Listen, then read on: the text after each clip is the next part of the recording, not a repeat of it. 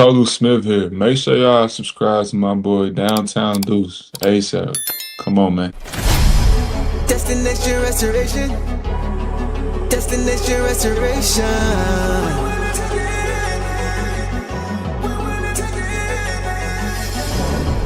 Destination restoration.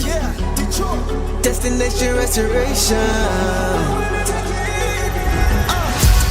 It's our time. Can you feel the elevation?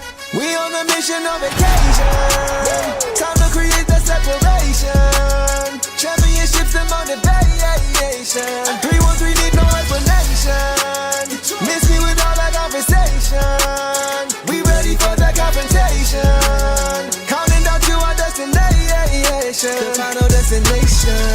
Together all the time together. It's us against the world, it don't get no better. We turned it around, that was the beginning. Coming for the crown, you know we winning. Time to put in the work, I'm about to go berserk. Taking our prisoners, it's my time. Yeah, I know that it hurts. Tearing back out the church, you don't wanna see me in my prime. The mission is to reach, we're caught in everything. In the city, supporting the dream. Vision new I never seen, we deserve to be king. It's all or nothing, no in between. The clock is ticking and I hope you're listening. Don't touch me cause I'm sizzling. Physicality is tipping and mentality is menacing. The dog pound body's crippling. Now the clock is ticking and I hope you're listening. Don't touch me cause I'm sizzling. Physicality is tipping and mentality is menacing. The dog pound body's crippling. Feel the elevation. We on a mission on vacation. Time to create the separation. Championships and motivation. 313 need no explanation. Miss me with all that conversation. We ready for the confrontation. Counting down to our destination. The final destination.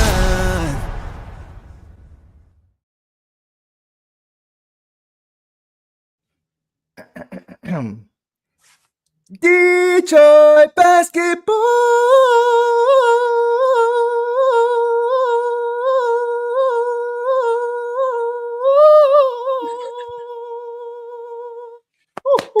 Whoa! I had to switch it up for this one. Yeah. Special occasion. Yeah. Man. What up, though, everybody? Welcome back to another episode of the Downtown Dude Show with the Boss. Hope you guys are having a great weekend so far. If you watched that game, you definitely are. Boss, what about you? What's the word over there with you? What's going on? I feel amazing. Obviously, nothing can overshadow that the Pistons just clinched the #1 seed in the East. Sir. That is fantastic. I came into the game thrilled about a Nuggets overtime win over the Spurs. Yep. My adrenaline was high, and now the Pistons just played a phenomenal basketball game from top to bottom. I loved it. We just clinched it in a deciding fashion, and you love to see it. I feel amazing. I feel amazing. Yes. Great stuff, man. Absolute great stuff, guys.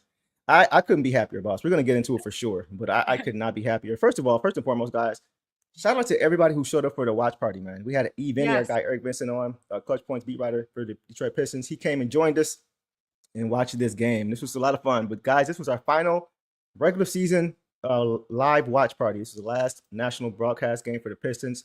So shout out to you guys for pulling up. Everybody who's been rocking with those, this year. We had a lot of fun with you guys. We are debating if we're going to do some broadcasts for the playoffs. We're debating that now. We're probably going to do a couple, maybe some away games, because we're going to try to go to some home games for sure. But let us know if you guys want to see that for sure. So we'll look at doing that. But let us know what you guys think for sure. Before we get into this game, guys, I just want to briefly do our PSA, right? So let's get into the PSA. As you guys know, last episode, Boss and I, we announced that we are doing another fundraiser for the month of April, as we talked about, right? So as I mentioned to you guys before, I shared with you guys that my two sons, both of my boys, Carson and Kai, they both are autistic. Carson is 6 and Kai is 3, and both of my boys have a speech delay. Kai is able to repeat words, but he's not conversational yet. Carson, he's able to make sounds and hum melodies and things like that, but he's not able to formulate words or speak yet. So what we're doing, guys, for April, we are partnering with Autism in the D, which is a nonprofit that focuses on autism acceptance and inclusion. It supports community events to bring more awareness and resources to the city of Detroit. And that means a lot to me personally, guys, just being directly impacted by autism. with my two boys and just trying to help them the best that I can. So for the month of April, guys, as we've done in previous months, we're going to be donating half our super chats to the Autism in the D Foundation for sure. And lastly, Autism in the D is also hosting an annual autism walk on April 12th of this year. It's from 12 to 3 to show support to those affected directly by it. So if you guys want to support, feel free to pull up, man. My wife, we're going to be there with our boys. Hopefully we get a chance to meet some of you guys, personally. And you guys have already showed a ton of support. Man. You guys have really honestly made this transition easier for me. So thank you guys for all the love you guys have showed us so far. Me and my wife, we really do appreciate all you guys' support for sure, boss. Yeah. I mean, truly. And it, like you said before, like we talked about last time, like this is an incredible opportunity. It's, it's you showing your vulnerability as well, but just for the kids, for just more autism awareness, it's just huge. And I've just really loved how the Pistons have their, they've spoken for it, how you have the autism in the D, the walk for, like, there's so many great organizations and causes, and I'm so excited because we have been able to contribute so much for so many people this season. And you guys, I know we'll continue that this year. You guys really showed out last show, which was incredible, like truly made everybody emotional. So thank you so much. So we just get to continue. Again, just an incredible Pistons season, and now working towards an incredible cause as we finish out the regular season and head into playoffs. For sure. So thanks a lot, guys. We really appreciate the support you guys have shown already, man. Really looking forward to see what you guys do next, man, for sure. So, okay, boss. Let me just start with this right here.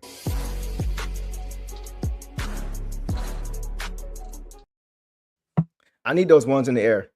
I need those ones in the air. I need those ones in the chat. Guys, drop a ton of ones in the chat because our Detroit Pistons have accomplished something major tonight. So, guys, if you didn't catch the game, for those who missed it, the Pistons faced off against the Sixers on the road, and they pick up another dub. They beat the Sixers, guys, 116-93, sweeping the season series against the Sixers 4-0, improving to 57-21 on the regular season. And, guys, we are 9-2 without Cade Cunningham, guys. I can't even get my words out. We are 9-2. You saw two and you associated with Cade. Reduced, right? 9-2 without Cade, man. And guys, with tonight's win, the Pistons have officially clinched the top seed in the Eastern Conference for the first time in 19 years, guys. 19 years, when they did so in 2007. Just a little history lesson for you guys. That was a season that the Pistons went to their 5th of 6 straight ECF appearances, Eastern Conference Finals appearances. In that year, it ended with the Pistons falling short to LeBron and the Cavs in 6 games. That was the series. That was, that included the gut-wrenching Game 5 home loss when LeBron dropped 48 points, including 25 straight in the fourth quarter. Yeah, that was that game. Yeah, that was that game. I still feel the pain to this day. I mean, what's kind of crazy is you got people in here, I'm so thrilled for the fans that haven't experienced this yet. But just not to get into that much, but like, we lost to that in 48, LeBron. Like, that's how. If you haven't experienced the Pistons in the first place, then you haven't seen LeBron in his prime, really. Prime years. I mean, his prime lasted a long time, but man, like that just goes to show how long he's been dominating this league. But okay, boss. Yeah, I appreciate that. I'll give him credit. I'll give him credit. But I'm in insane. I'm so excited for the fans that haven't been around for that. Because, it's tough, it's tough being in, 5 straight Eastern Conference Finals, 6 straight, 5 straight. I went to 6 straight. 6 straight, and losing a bunch of those. But it's even tougher, going 20 years without that feeling, So I'm incredibly excited for the fans that haven't been able to experience this yet, and especially because we're doing it in a way that, of course, Cade is our star. He's an all-star. He's amazing. Yep. But we're doing it in a way that's just so complimentary of how we've won championships in the past. It's team basketball, and everybody needs to step up for the moment. And it's just this is just awesome. I mean, 100%, boss. I'm gonna be right. There's almost no words right now for it. Truly. Yeah. So just finishing off that little history lesson for you guys. Going back to that year in 2007, that game, that series. that 48-point game. I still believe to this day, had Ben Wallace not departed for the Bulls earlier that offseason, there's no way he would have, like, as great as it was. Y'all know how I feel about LeBron, but as great as that was, if Ben Wallace is on that team, that don't happen. Like all the Tayshaun Prince making a business decision and getting out the way when LeBron was dunking, and Jason Maxiell not being able to stay in front, and Chauncey being able to stay in front, but just not big. Like, man, it's tough. So during those runs, the Pistons had some heartbreaking home playoff losses.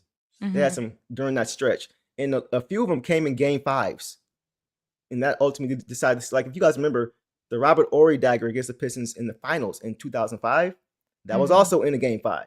That was also at home. That was also with the series tied 2-2. So yeah, man. You know, I'm gonna stop there before my PTSD kicks in again, boss. Yeah, exactly. But the point here is that the Pistons are officially the top seed in the East again, and it feels so good to be back, man. Good to be back. Yep. We'll get some super chats in here, Boston, and we'll keep going. Okay. Alan says, Unc stuck it to Philly fans tonight. I'm giving him the belt. Yeah, guys, the poll is up. The poll is up as to who you guys think should get the belt. So you guys let us know. We'll check in a couple minutes and see what you guys thought. A lot of candidates per use. But boss, like we talked about, I suspect it could be Tobias Harris because of just all the events and circumstances surrounding that, on top of how he played in this game. Well, it's pretty funny. You know, we heard Tobias being booed, and I didn't understand it. Like, was Tobias their best player when he was there? No. Was he playing like he's playing now there? No. But it was a different circumstance. Right. And George Blaha's quote from tonight, I just read. I didn't get to hear a lot of it. I had to watch the national broadcast for most of the game, which was actually Sixers people, which I didn't listen to either. But anyways, he said, Blaha said they decided to boo him here because he didn't average 30, but hard to score a bunch of points when Joel Embiid is on your team. Interesting. But that's kind of what I said. It's like when you got a lot of guys who want to be the main scorer on one team. Yeah, it's gonna go. They're gonna give Quentin Grimes the same treatment at this point. Exactly. So, yeah. No, that's definitely the case for sure. That's a good point about Embiid. Not a lot of shots to go around for sure. But Alan, you could be right, bro. I appreciate your comment, man, for sure. What up, Doug? Doug says magic number 0. Yeah, we don't need no stinking magic number. Right. Only magic number we're going to talk about is how many points we beat the Magic by next game. That's the magic number we're going to talk about next game, for sure. So, Doug, we appreciate you, bro, for sure, man, as always, man. Doug comes back and says, I'm in for my brother. Love you both. Thanks, bro. Thank you. Appreciate the support, man. You've been a real one, bro. Truly. OG in the chat, guys. I think Doug has been a Pistons fan longer than anybody who was here. I think he's been a fan since the 60s or the late 50s. So, shout out to you, bro. Hope you're feeling better too, as well. Doug had, real quick before we go off too, I want to say what Doug earlier comments. This game was so important for so many reasons, and for those fans who stayed with them, Detroit versus everybody needs it this time. And he said, and I wouldn't have any better duo narrating the story through the whole season like Deuce and Boss. Thank you, my friend. Guy. So thank you, Doug. I had to call you out because that was, definitely heartwarming, and we truly appreciate it. We still want to put some faces to names coming up here, but you guys mean so much to us, truly. Absolutely. So thank you guys. And Super Morty Man says, love you two so much. Grateful to be sharing this amazing night here on this channel. We did it. Detroit basketball. Number one. Super Morty Man, you are dead on, bro. I appreciate you showing up and being here, bro. And this is a great community, man. You guys are great. It's fun to be able to have these kind of celebrations with all of you guys and get you guys reactions and hear you guys history lessons and hear you guys experiences from the last time they did this and just all these different things. It's just nice to be able to share and kind of bring all of it here. It's just fun. It's fun. So thanks, Super Morty Man, for sure. Mauser says, first seed at last. Did I hear you say there's an event coming up for the autism awareness? Yes, bro. So I'll throw it back on the screen for a quick second so you guys can see. It's going. Let me take this off the screen as well if I can find it. How do I get this off of here? Okay, here we go. There we go. Yeah, so guys, on April 12th, there's going to be an autism walk for sure from 12 p.m. to 3 p.m. There's also a basketball game that day for the Pistons, but that game doesn't start until 6. So me and wife are going to be here from 12 to 3, and hopefully you guys can come out and support, man. Get a chance to meet some of you guys and, talk some Pistons basketball, how we're going to end the season with a dub and all these different things. So yeah, man, definitely looking forward to hopefully seeing some of you guys and just being able to, kind of meet up and meet some of you guys, man. So I'm looking forward to that for sure. Boss, I think we're good on Super Chats for now. If you see any other comments that you want me to get to that stand out to you, anything like that, just let me know. All right, sounds good. But, okay, guys, let's get to the injury report. So, guys, as you know, for this game, the Pistons were out. They were missing Isaiah Stewart with the MCL strain, K was out with a lung issue. Reevaluation for him next week. And Tobias Harris, who left last game in the opening minutes against the Wolves with that knee injury, he returned to action and in great fashion. We're going to get to him for sure. On the Sixers side, Joel Embiid, he did not play tonight. He recently returned for Philly, though. For the first time, I think, all year consistently, he's playing now. But because it was a back-to-back, I think, today for them, they sat him out. So I was hoping we were going to get to see him versus JD. In my opinion, the best two centers in the East kind of go at it. But it didn't happen today. So didn't get that, but it still worked out because the Pistons got a dub. And we're here talking about, the Pistons clinched the #1 seed. So it all worked out. Anything on that, boss? Yeah, I mean, also I want to say that Jalen Duren was questionable coming into the game well with an illness, but he did end up playing. And so just want to mention that because I think it'll go into some of our notes as we move forward. But it was really good. I think just the positive was seeing that Tobias was available for us. And also Paul George was probable coming in the game. He did play, but as we go through as well, we did a really good job just slowing him down at halftime and slowing his game down. Props to him, though. Like, for the good of the game, I'm glad that he's a little bit back into a rhythm. But for this win, stopping him was very crucial, and we definitely did that. Torch Lord, him or Kawhi? Who do you think's worse? Let me know. It's Embiid. It's Embiid 100%. Because you know what Kawhi doesn't do is throw his body around out there. Oh, my. Yeah, he does not do that. Kawhi's pretty ethical, if I'm being honest. So, yeah. Yes, exactly. Good point. Let's get to our dog, Dom. Always showing love. What up, dog, Brody? Dom Adavi says, honestly, didn't think we would blow out Philly because they've been hot. No Embiid, but I was a little disappointed. I was expecting more. Okay. PG started hot, but nobody else really did much. Got to win the playoffs now. Yeah. And you know what, bro? Like I'm not mad. I'm not too upset by it because we still won by double digits. We still held them under 100 points, which is always a great sign against a team, like you said, bro, who's been really hot. And they've been scoring a lot of, they're not really good defensively, but they've been scoring a lot of points. I think Eric said they're 17th defensive rating in the league. So they're not really good defensively. It's their offense. So to be able to hold them to 93 at home, I'm happy with that. You know what I mean? Yeah. But I feel you because you're always trying to strive to be better, ways to get better. It wasn't a perfect game, but they definitely did more than enough to get this game, to get the job done, and to do it pretty early in the fourth quarter, boss. Absolutely. And I agree with that as well. And I get it because the reason that other guys didn't get hot was because of our defense. Kelly Oubre has had fantastic games against us. Quentin Grimes has. Cameron Payne had a great game against us. Trenton Watford, who they played in the last 2 minutes, had a great, these guys have had good games against us, and we were able to defend them well and kind of hold them off. They went on one run that you could look at and be like, that can't happen. But the fact that we were able to adjust to it is huge. And we won kind of by Embiid, Paul George, and Maxey have been their lead scorers, but they've gotten through this season without Embiid or without Paul George at certain moments. So they have the capabilities. I personally thought that it would be kind of a closer matchup. So that's why I'm coming out of this feeling okay, because I thought that it would have been a little bit of a tougher matchup, but there was only a small span of time where I was like, this is a game. Otherwise we had the advantage for sure. Yeah. Appreciate you, bro. As always, man, my guy. Real quick comment. Zion says, Tobias committed fratricide in the city of brotherly love. No mercy. I'm screaming. He always gets up against these guys, man, for sure. All right, boss. As far as the starters for tonight, the Pistons went with the starting five of Dennis Jenkins, Duncan Robinson, Asar Thompson, Tobias Harris, and JD. And let's check on the poll and see what you guys think about who should get the belt tonight. I have my suspicions, but let's see. Boss, who do you think the chat thinks should get the belt tonight between Tobias, Dennis, JD, and Asar? Jenkins has the belt to give. A 16, 14 assists, that's disgusting. I mean, that's incredible. I think they're going to give it to Tobias because he came off of injury. He got his stat line of 19 points, 4 rebounds, 2 assists, and 4 steals in less than 27 minutes against a former team that he's continued to play well against and been disrespected by. They booed him. Yeah. So I think I can see Jenkins giving it to Tobias this game, but chat, I think chat aligns with that. I think chat picked Tobias. Okay. So let's see what we got. So yes, you're right. So the chat thinks 57% thinks that Tobias Harris should get the belt, 31% for Tink, Dennis Jenkins, 11% for Asar Thompson, and 1% for JD. First time in a while we've seen JD at the bottom of the poll. But once again, that just shows how good of a team we are and how Mhm. other guys can step up. It's not just one guy or bust, or two guys or bust. We can get it done in multiple ways from multiple guys, and that's how we've always been able to get the way we're winning games. Is how we've always won games. Defense first, and offensively can be anybody, and that's what it's been. That's what it was tonight. That's what it was tonight. So I'm loving how the blueprint of how we've gotten it done is more and more continuing to show itself and manifest itself with this team. It's great to see that for sure. Yeah. Okay, guys, without further ado, we are going to get to some initial thoughts. And boss, I am going to kick it to you first. Let me know what you saw in this game. What stood out to you in this game? Our offense was on it.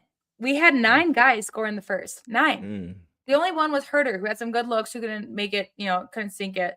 By 9:45 in the second half, we had 11 out of 11 guys. Everyone had scored, including Herter. Like they came back, they redeemed themselves.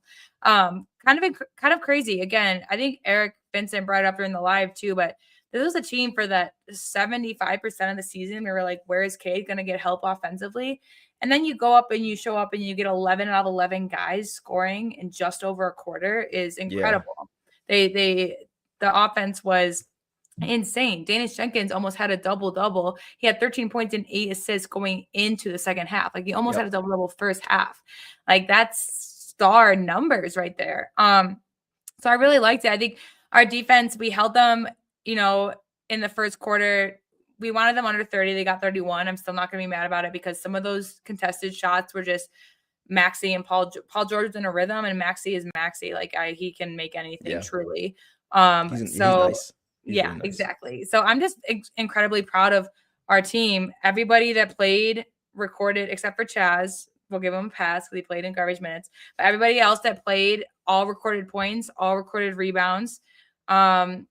The majority of guys recorded assists as well. We picked up, the first half was great on offense, and then we picked up our defense second half, which is exactly the adjustment we needed to make. Even the second half when the Philly went on their run, it was some lineups that haven't played together often, so I'm not going to get too upset about it. It's also guys that we were, as we're getting closer to playoff season, you want to see what else they can do for us out there. So I don't blame JB for kind of pushing some of these lineups to go. I mean, the most minutes tonight were Danish Jenkins, and he was at 31 and a half, like barely 32 rounded up. Like it wasn't like it was very equally spread out tonight, which is exactly what you want to see is guys not having to play 42 minutes, 40 minutes a game, Right. So overall, the offense really stuck out to me in the grand scheme of the game. The defense definitely picked up second half. I just really liked what I saw. The team was, and the bench. I just love the vibes. It's like, this game was important for both teams. The Sixers are trying to stay out of the play-in, and the Pistons obviously wanted to just clinch that first seed, get it over with. We got closer with our last win, and then, the Celtics won. So it's back in our responsibility to clinch that first seed. Yeah. And so the way we did it was phenomenal. Like I said, to win by 23 points. Yeah. That's on the road without Cade. On the road without Cade. And again, they could say they didn't have Embiid, but you guys have had Embiid. So exactly. And so we were able to, and Paul George, we made the right adjustments in the second half. Like I said, I think our biggest adjustment was to just slow down Paul George, and maybe for Duren to play a couple guys to play a little bit more aggressively. Jalen Duren comes to mind. And they both did, and we made both those adjustments, which I've said the past 7 games, our halftime adjustments have been very visible, very apparent on the floor. And so just a fantastic way to clinch. It was. The Sixers, someone mentioned it earlier, the Sixers have been hot. They've been hot. Exactly. And we did this to them. So. And that's why I always say defense, because a hot team who scores 93 points at home, like that's all you need to know. Yeah. That's all you need to know. That's who the Pistons are. That's who they are. Yeah. To be able to do that in that fashion, just thanks for the update. Them. By the way, guys, we're trying to watch this Michigan game too. Michigan is, if you guys didn't know, in the Final Four, and they're going to work right now on Arizona. Yes. Arizona was a team that everybody was like, it can go either way. It could be a push between them and Michigan. They're good. But the way Michigan's looking right, they're up 43-27 right now, guys. Let's go. 43-27. How much time is left? The biggest deficit that Arizona's had all tournament or all year is 16 points. Is exactly what it is right now. Go ahead, boss. I was questioning how much time is left, if you could tell me, because we're going to get through this. But if it becomes a close game, in the last few minutes, we'll become a watch party, but we'll see how it goes. It's a minute 47 to go. Now they're up 17 with another free throw. So they've been dominating the first half. Okay. Oh yeah, they came out the gate firing. It was 16-5 early. Quick time. Let's go. Yeah. Okay. So I believe they're gonna win this. I think they look like the better team, low key to me too. We'll see. Yeah, I ain't gonna jinx it, but we'll see. Right. We'll talk about the Pistons. Don't you worry. That's going to be our main focus. But we appreciate the updates for sure, and we'll see how the game goes. The way it's playing right now, we won't have to do that because they'll clinch it easy. So yeah. So guys, before I go to my initial thoughts, you guys know I like to talk about some numbers. I always check the box score to look at some numbers first. The eye test, of course, too, but I want to see if the Pistons are playing to their style based on how the box score looked as a team. So let's go through it. Did the Pistons play to their style? So let's start with points in the paint. Pistons won 54-44. Good sign. Fast break points, 22-12. Great sign. Rebounds. Wow, they're going crazy. They're going in. Wow. Rebounds. Let me focus. Rebounds, 45-33. Great. Free throws, the Pistons shot 24. The Sixers shot 15, and we made 19 of them, which is also good. Turnovers, 12-15. We won that battle. Assists, 33-17. We won that battle. Stocks, 16-10. So guys, across the board, there was some sloppy play in there. There were some lulls in there. We always talk about 48 minutes of basketball. You want to play it. You got to play it. But overall, guys, they won every category. Every category that really goes to their identity as far as who they are, as far as dominating the paint, as far as getting out and running, as far as rebounding the basketball, as far as their stocks. Like, they dominated every category. They won every category. No, that's exactly that's a great sign. Go ahead, boss. Again, I had to listen to the national broadcast, which wasn't bad. No hate to the Sixers broadcasters at all, but they did talk about how boards and assists were kind of, where the Sixers needed to pick it up, and for us to finish with 12 more in both categories, 15 more in like at halftime we had 21 assists and they had 10. And then they said to adjust that the Sixers need more assists. And the Sixers only got 7 more. And we got 12 more. Like, so it's just like, these teams, it just goes to show that like we're just so good at not only we're playing our style of basketball against these teams. And there were a few lineups in there that were a little weaker than others, but the style of play didn't fall off. And so that's all you can ask for, is that these guys can continue to, just play Pistons basketball, and they all contributed in ways, and you could tell that some of them were a little antsy to put their mark on the game, which I understand. But again, I'm not gonna sit here. We're gonna talk about, of course, some things we didn't like at certain moments, but to finish this game out up by 23 is huge. I mean, they have guys like Maxey. To me, is someone that could be in clutch player of the year moments at times, and Paul George has been on a hot streak, and they have Oubre, who we're able to shut down, who tends to pop off against us. And Drummond really did nothing down there against our bigs, No. So that wasn't much there for sure. Yeah. Some quick couple comments real quick. William, what up, though, bro? William says, you got to teach me how to hit that high note, Brody. That falsetto. I got you, bro. Detroit basketball is back. 2 years ago, we were laughing stock of the league, and now we are number 1 in the East. You can't make this up. I'm like, yeah, bro, it's just a special time, bro. That's why I'm saying JB has to win Coach of the Year this year. Yeah, there's no question about it. You can't deny him both years. You can't deny him in the season where we win 30 more games than we did the previous year, and then we end up winning at least 12 to 13 more games with still games to go the following year. Like, that's crazy. You can't. And Eric made a good point.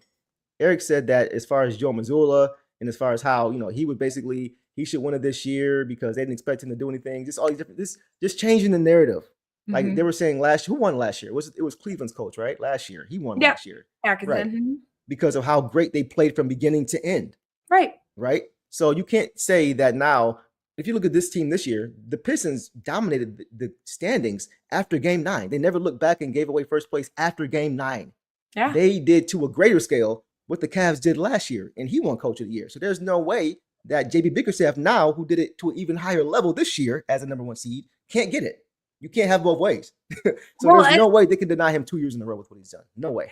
Exactly. And it's like, the thing with the Cavs too is JB had the Cavs in the playoffs before Atkinson won Coach of the Year as well. Like, it's not like it was. So it's a little bit different. And, like Zion says here, people saying Mazzulla should win Coach of the Year, the same reason JB didn't win Coach of the Year. Like, it's kind of exactly like, bro. Of course you lost one of your best players, and because experts predicted that you would be 7th or 8th and you outshone them. Like, to me, those experts were wrong, because I would have never put the Celtics that low based on who they had on their team. They still had, Pritchard, White, Jaylen Brown, the MVP of the playoffs. Like, those are guys that were crucial in your playoff run. Mm-hmm. So and your championship. So it's like your championship players. So I don't really understand that aspect of it. For me, I already told you, I think the only person that I could see getting it more than JB that I wouldn't be mad at would be Mitch Johnson, just because what he's been able to do with a young core with limited Wemby minutes and time. Yep. But even I still put JB above him. I'm just trying to be, as non-biased as possible. Yeah. If it goes to Mazzulla, I'm going to really just question some of the criteria that they pick for these people, because Mazzulla has won a championship. He's 2 years out from a championship. Yeah. He's 1 year out from the Eastern Conference, or not Eastern Conference final. 2 years. He's 1 year out at least from the second round of the playoffs. JB Bickerstaff is 1 year out from the first round loss. So that's kind of where I'm at with it. But we can't control these narratives or anything. It's always Detroit versus everybody. Like you said, it's a saying for a reason. Yep. But I really hope that they do give JB his flowers, because he absolutely deserves it this year. Absolutely. Yeah. So hopefully they do right by him for sure, and give him that award that he deserves for sure. Zion says playoff Paul versus basketball Paul. Paul Reed versus Paul George. I'm screaming. Way off P. I'm gonna leave him alone. I like Paul George. So as far as my thoughts, boss, the Pistons, I was happy with this game. They were in control of the game for most of the game.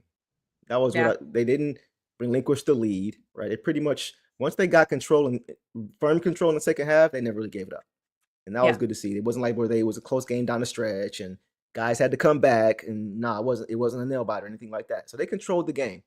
And you got to consider too, like, had they not brought it, it could have been a close game. This game means a lot for the Sixers. They're still jockeying for position. We're just jockeying. We're just trying to get first place. Yeah. Our standing is not going to change. You know what I mean? We're going to be in first place. Just one more game was needed. So that was a big deal for me. It's like they needed this game more than we did. Yes. And we still did not allow them to take control of it. That's a great thing. The ball movement was great, especially the half-court ball movement. Like, because it was a little bit too much half-court for my liking in the first half, but I liked how they played in the half court. It looked a lot better than what we've seen in previous games when they played in the half court. The ball movement, the player movement, the ball was just hopping. It was hopping. The pick and roll was great. Andre Drummond could not guard the pick and roll. He's just at this stage in his career. I love Dre. I was a big fan of Dre when he was here, but he's not at this stage, able to defend the pick and roll. And that was working all night, especially in that first half. They were just, whether it was Tank running the pick and roll with JD or Asar, whoever it was just looking very, very good. And PG, you talked about him already, Zion.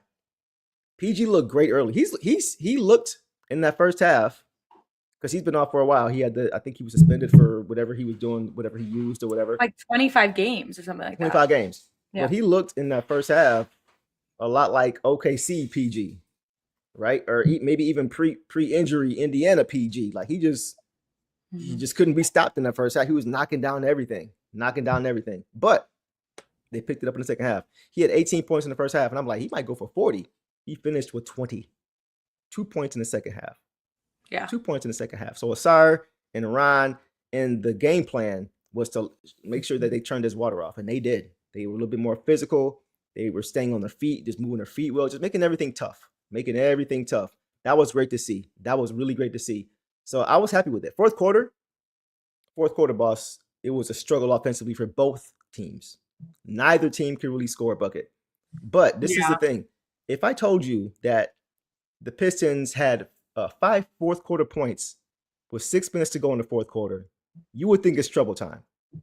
But it wasn't, because the Sixers only had 2 points through the first 6 minutes of the fourth quarter. So the offense wasn't there, but the defense carried the day for them. That's what it was. So at times, it's just good to see when the offense when you're not always hitting shots, they have the ability to lock you down defensively despite their offense sputtering, and be able to hold on to the lead and keep control of the game. 12 fourth quarter points, guys, for the Sixers. 12 fourth quarter points. for the Sixers. That's how crazy. you can win basketball games when your offense isn't clicking. So that for me was great.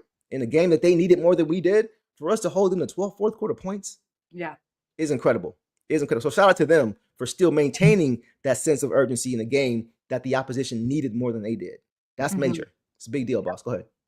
No, I mean, I just agree. I truly have no more thoughts on that. Like, just like you said, our defense just really picked it up in areas that, you know, again, they can argue they didn't have Embiid, but they still have some really offensive powerhouses out there, and we were able to shut them down. That's right. Shut them down. That's right. Yep. Lily says 3 wins to get to 60. Not really important, but it would be sweet. We got a couple weak opponents ahead of us. Yeah, but we'll check the schedule later. But I know we have the Pacers the last game. We have the Magic next game, and we have the Bucks in there in between, and I think one more game. I can't remember who.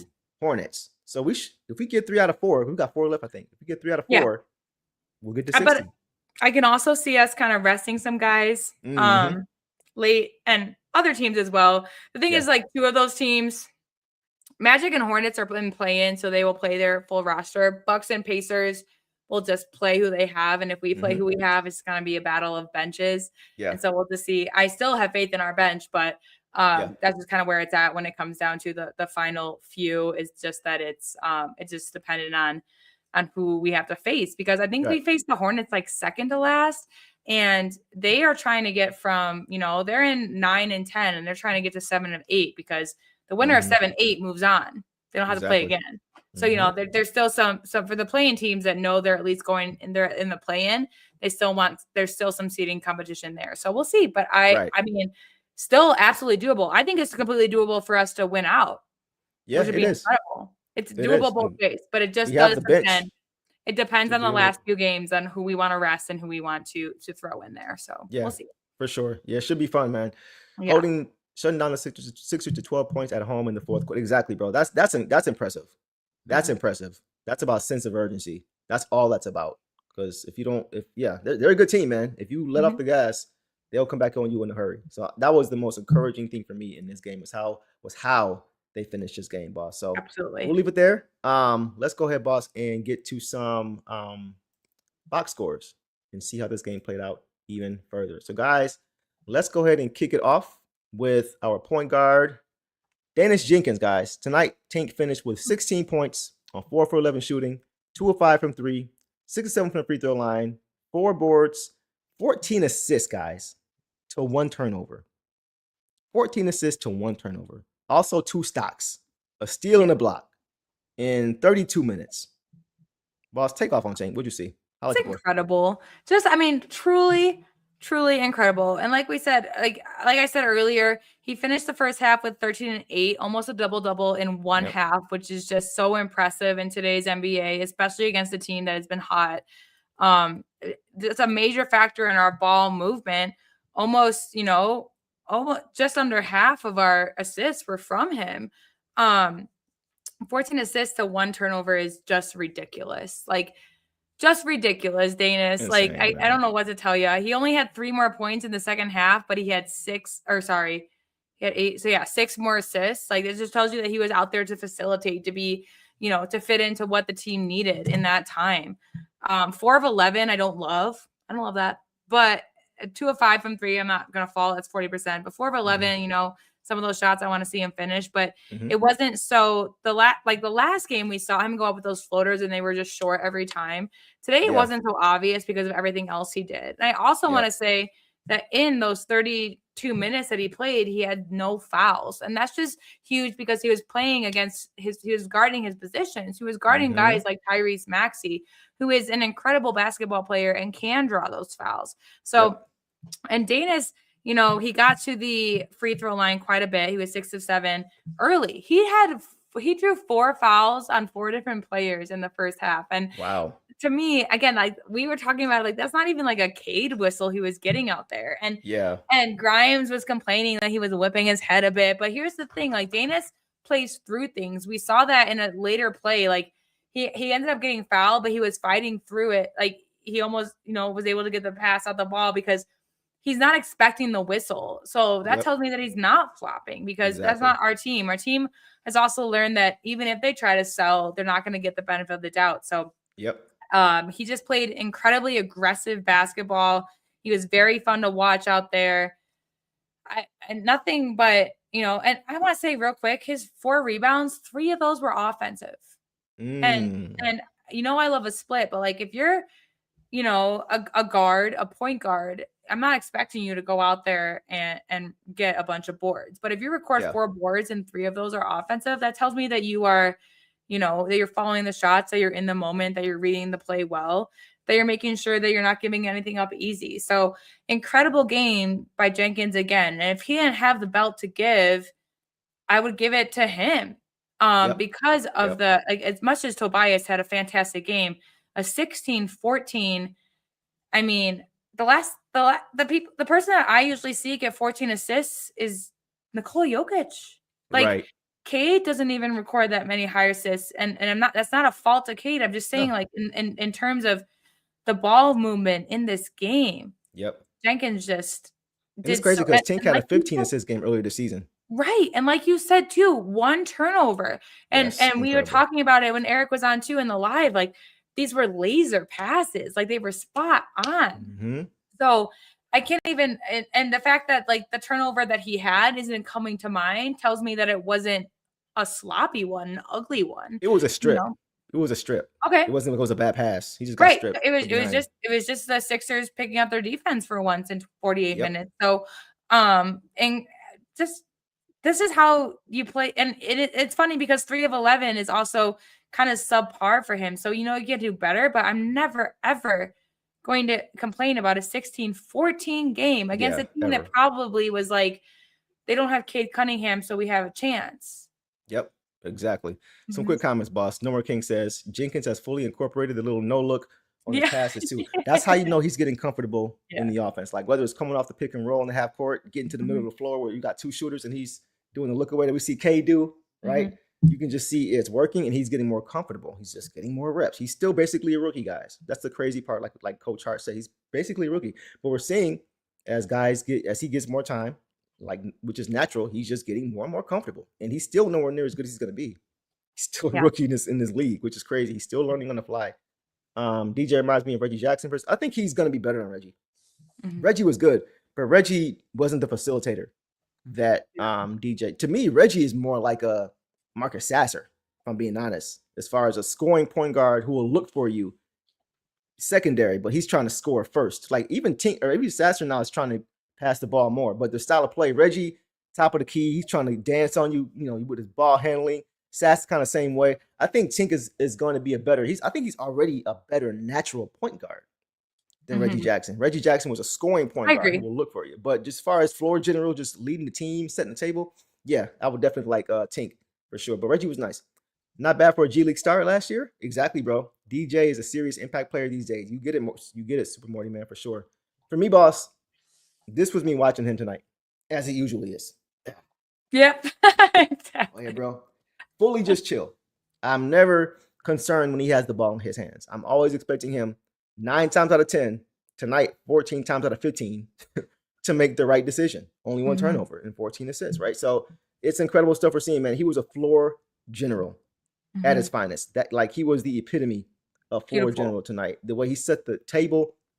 Guys, he outplayed Tyrese Maxey. Yeah, I was going to say, bring up that stat line. Yeah, I was just about to do it. Guys, Tyrese Maxey is an all-NBA level player. Tonight, Tyrese Maxey finished with 23 points, 1 assist, 2 turnovers, and a steal. Now, he did outscore Tink, but Tink had 16 points, 14 assists, 1 turnover, 4 boards, a steal, and a block. So he was more impactful in this game. He outplayed him in this game. A G League player outplaying an All-NBA player. An undrafted player outplaying an All-NBA player. Shout out to Coach Hart. Shout out to Dennis Jenkins. Shout out to Trajan Langdon for finding that diamond in the rough, guys, and playing the way he's playing with Cade out. It's absolutely incredible. And it's funny because last show, real quick, boss, you remember this. Coach Hart said that he believes Tink is the best backup in the league. Yeah. That's exactly what he said. And our reply to him, boss, was that that's the case, especially when you see how he performs against starters.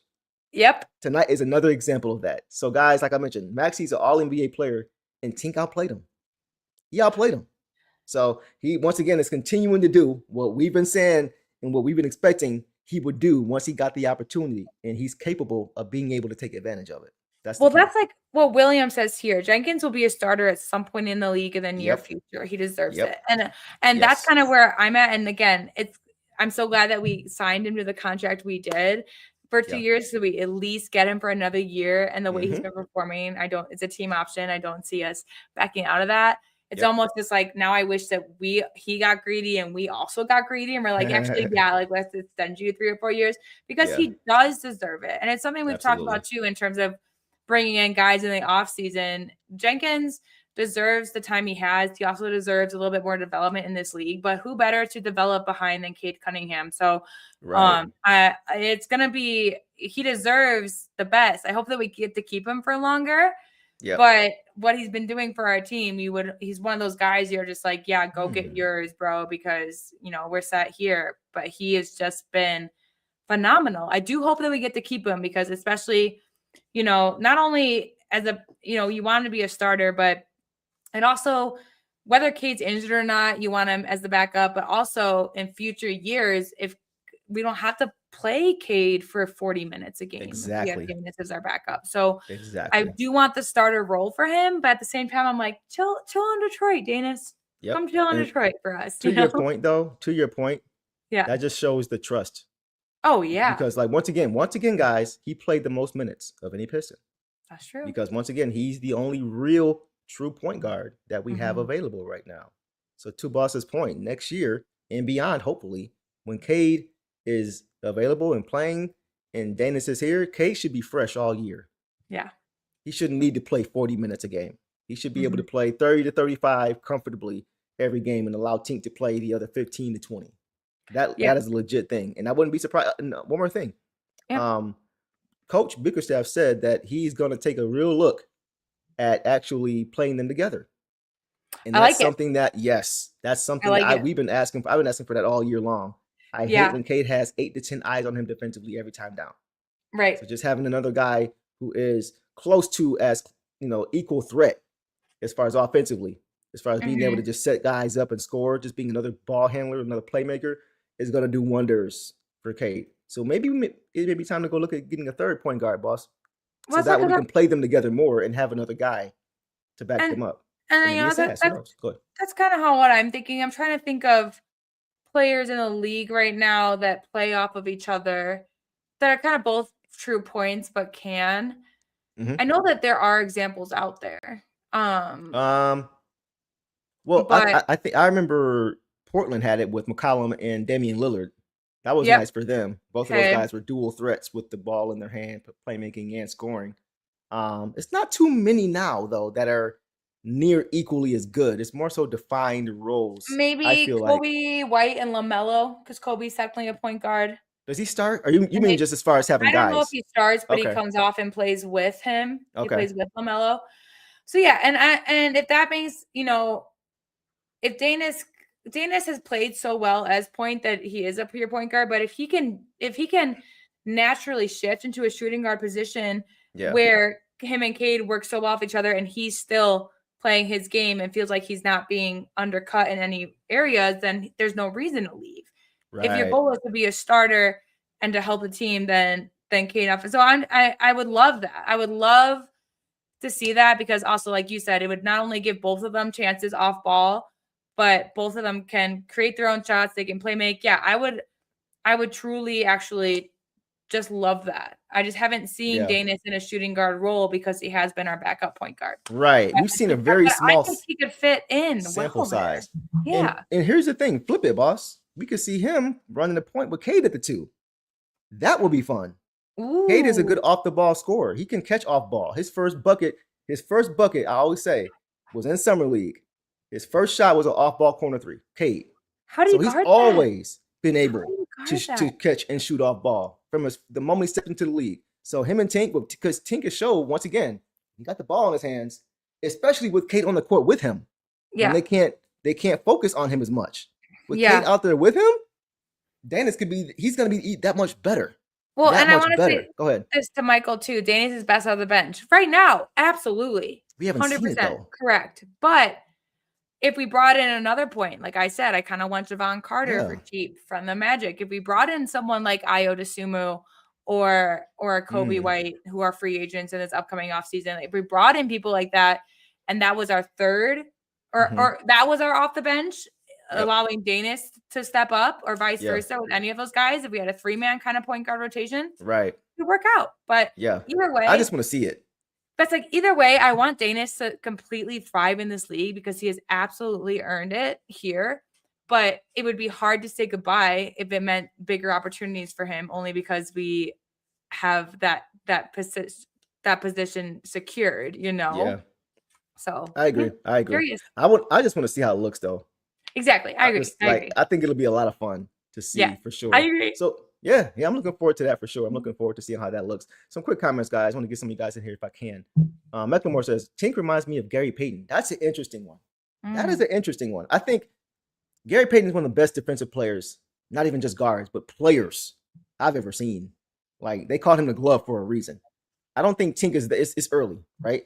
And he may never be that good defensively, but maybe he can get close. He is still a rookie, and he guarded Maxey tonight very well. He guarded him straight up very well. But I think Tink will be a better shooter. I think he'll be a better shooter. But I do think, aside from that, the playmaking, I'm not saying it's going to be Gary Payton, because Gary Payton is an all-timer, right? But I do see some similarities there, bro, for sure, as far as pushing the ball up court. Because one thing about Tink, he loves to push the pace too. He can push that pace. Gary Payton loved to push the pace with the Sonics. Him and Sean Kemp run on the break was with Hersey Hawkins and Detlef Schrempf and Sam Perkins and all those guys on the wings. That was a fun team to watch, Michael Moore. You remember what I'm talking about. You mentioned Payton, so I know you know. But I see some similarities. If we get anything close to that, I think they're both 6'4", too. I think Tink is 6'3", maybe 6'3". Payton was 6'4". So big guards, big kind of slender guards. I see the comparison, bro. I see where you're going with that. I like that. All right, guys, let's keep pushing, man. Boss, let's move it on now to Duncan Robinson in this game. Guys, Duncan Robinson finished with 11 points on 4 of 7 shooting overall, 3 of 6 from 3, 2 boards, 2 assists in 23 minutes, boss. What did you see tonight from Dunk? Okay, I want to real quick just go back to my last thought. Harden and Westbrook. Oh, yeah. They played together. Yeah, for sure. As two point guards that can play off each other. Play off each other, right. But anyway, we didn't see a lot of them either. We saw them briefly in OKC and then briefly in Houston. Yeah, briefly. But two guys that are both kind of one position that played together on the floor. I agree. Dunk. Okay. Dunk was on one tonight. He didn't get a first shot up for a while. He was one of the guys who got he got a 2-point, he got a little floater in the lane, but he didn't get his 3 up for a little bit. Yeah. But once he did, he was good, and he was feeling it. He had the task of guarding rookie VJ Edgecombe. Yeah.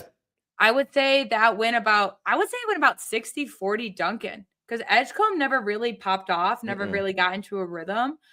But he did get some shots over Duncan. I saw Duncan, there was one time where he was guarding Edgecombe. I think Edgecombe pushed off, or was wrapping him up or whatever. Edgecombe was able to get the bucket over him. Duncan's running up the court. He's effing BS. He said the full words. Just, just all mad. I'm just like, okay, Dunk. And that's when, he started shooting those threes, hitting those threes. He had those huge threes at the end of the second to help us just close the quarter out with momentum. Yep. And I'm not going to complain about his 3-point shooting either. A 3 of 6 at 50% is just totally fine. 4 of 7 overall. That's fantastic. Cool. Yep. I just want to point out real quick that all 5 of our starters had double-digit scoring. It's just not usually we see 3 of 5. All 5 of our starters had double-digit scoring. Dunk, you want to mention 7 in total too. Sorry, go ahead. Yep, 7 in total. Holland and B-Ball Paul were the other 2. Right. But Duncan. For Duncan to be, he had the least of the starters at 11. And that's a little bit surprising only because he is our sniper. But I'm not, again, 3 of 6, I'm not going to get upset about. He was finding his rhythm. Yeah. He didn't get a 3-point shot up until the second quarter, at least, I believe. But he only had 2 fouls, no turnovers, 2 defensive rebounds, didn't get to the free throw line. Just a solid output from him tonight. Yeah. And in less, closer to 23 minutes, you're not going to complain about that at all. So he definitely had some big buckets in moments that just helped us maintain our lead. And what I liked about most of it from Duncan was just the fact that he was in it emotionally. He was just, he's really just bought into the Detroit style of play and not emotionally detrimental. He had that 1-3 that was kind of long. I remember you and Eric both just like, ooh, I don't know if I would take that. But I was like, but he wouldn't take that if he didn't think he could make it, because it was a rhythm shot. Yeah. Yeah, it was a rhythm shot. And it was also just kind of like, because on that shot that he was guarding VJ and VJ scored over him, and Duncan was just mad about it because I think he felt that VJ got that unethically, but then he went and hit a 3 on the other end. So he was just like really That's fair. You're right. I was saying that. And I don't mind that at all. So just a good emotional game, powerhouse game from Dunk. And I'm never going to complain about him going 4 from 7 from the field. I know he can get up more, but he kind of had a slower start, and then we just didn't need him in the 4th. So exactly. Some quick comments, guys. Torslor said, I liked it when Gary Payton forgot how to play defense in the 2004 finals. You know what's funny? Jimmy Fox once said after the finals that, he caught him the glove, but I think during that series, he had a big old hole in that glove. It was hilarious. Some other quick comments from you guys. Let's see. Oh, Boss, you'll appreciate this. As far as guards that can do both, as far as score and facilitate, Joe Dumars, Isaiah Thomas, and the microwave Vinny Johnson. It's a great one. I was gonna say that is a good one. And I would say too, Chauncey didn't play a lot with Hunter, but him and Mike James a little bit. Yeah, they didn't really. It was pretty much set with the guards. And I didn't distrust Rip with the ball. Chauncey he was a solid secondary option. Chauncey was always the one who facilitated. So like Rip was a lot like what Duncan does, just a little bit better. Yeah, as far as being able to come off pin downs, come off the curls, and secondary playmaking, that was where Rip was good. Since Jenkins is basically a rookie, you could tinker with that a little bit and see if that is also just a place that he thrives in. I don't think that they're going to take him out of where he thrives. I think if they're like, you're stronger as a backup, they'll keep him as a backup for as long as they can. Right. Otherwise, they'll play with it a little bit to guarantee that they can keep a talented basketball player on our team. I agree. Chris, as far as he replied to that, he said Edgecombe still has 17. Yeah, he did, but he had on 18 shots. Took 18 shots to get 17 points. And he wasn't getting to the free throw line. See, that's the key. He only made 7 shots, bro. Shot about 30%, 35% from the field. So you can have as many all those points, but are you shooting your team out of the game with taking so many shots and not hitting them? So that's a big thing for sure. Just want to point that out. I thought Dunk played really good defense, boss. I was going to say, I just want to point out too, Edgecombe was 2 of 8 from 3 and Dunk was on it. Yeah.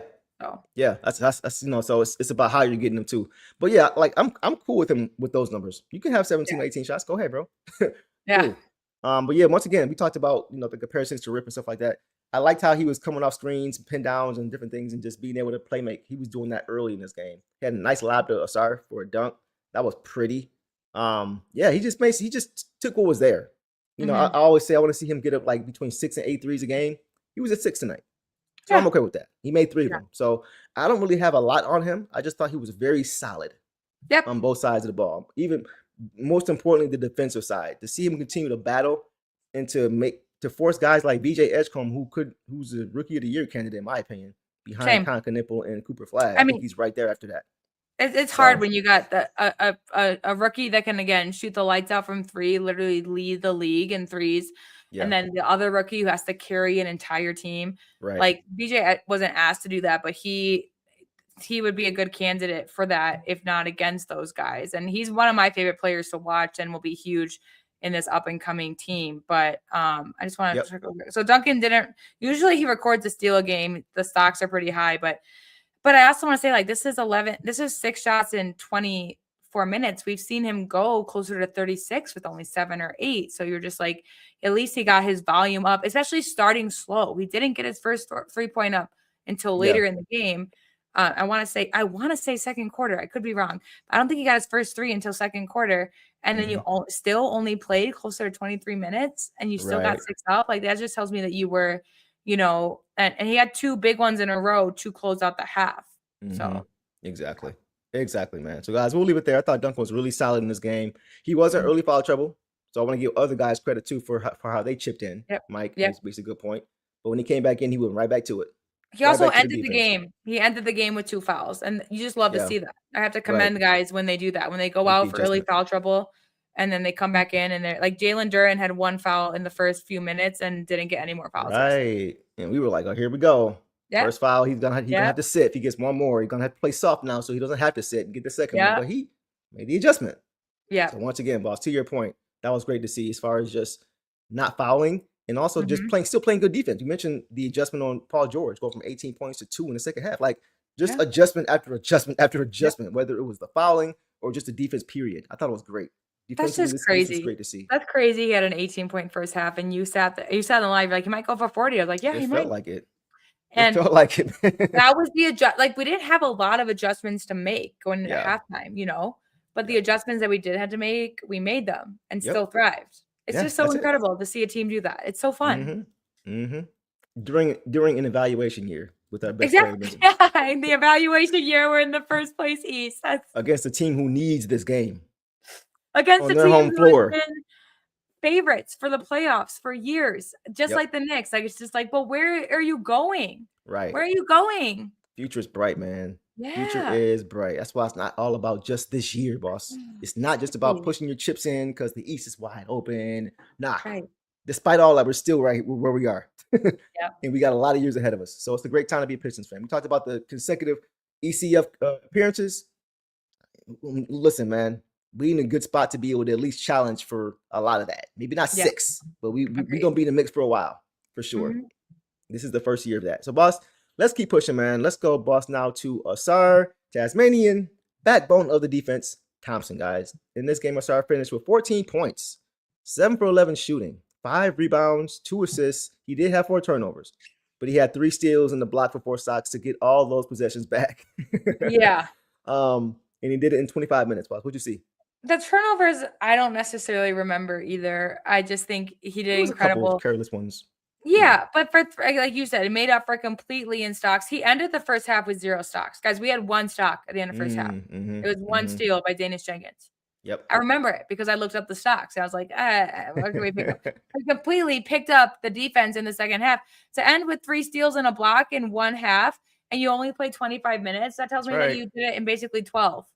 He did it in basically 12 minutes if you split that. And he got going offensively. He had the first basket of the game, was the nice little look that dunk. That was nice. And he had a couple 2-hand finishes tonight. The offensive game was there throughout. And then his defense, even though I think he was solid in the first half, but like it was, box score worthy in terms of stocks in the second half, just completely picked up. 5 rebounds was huge.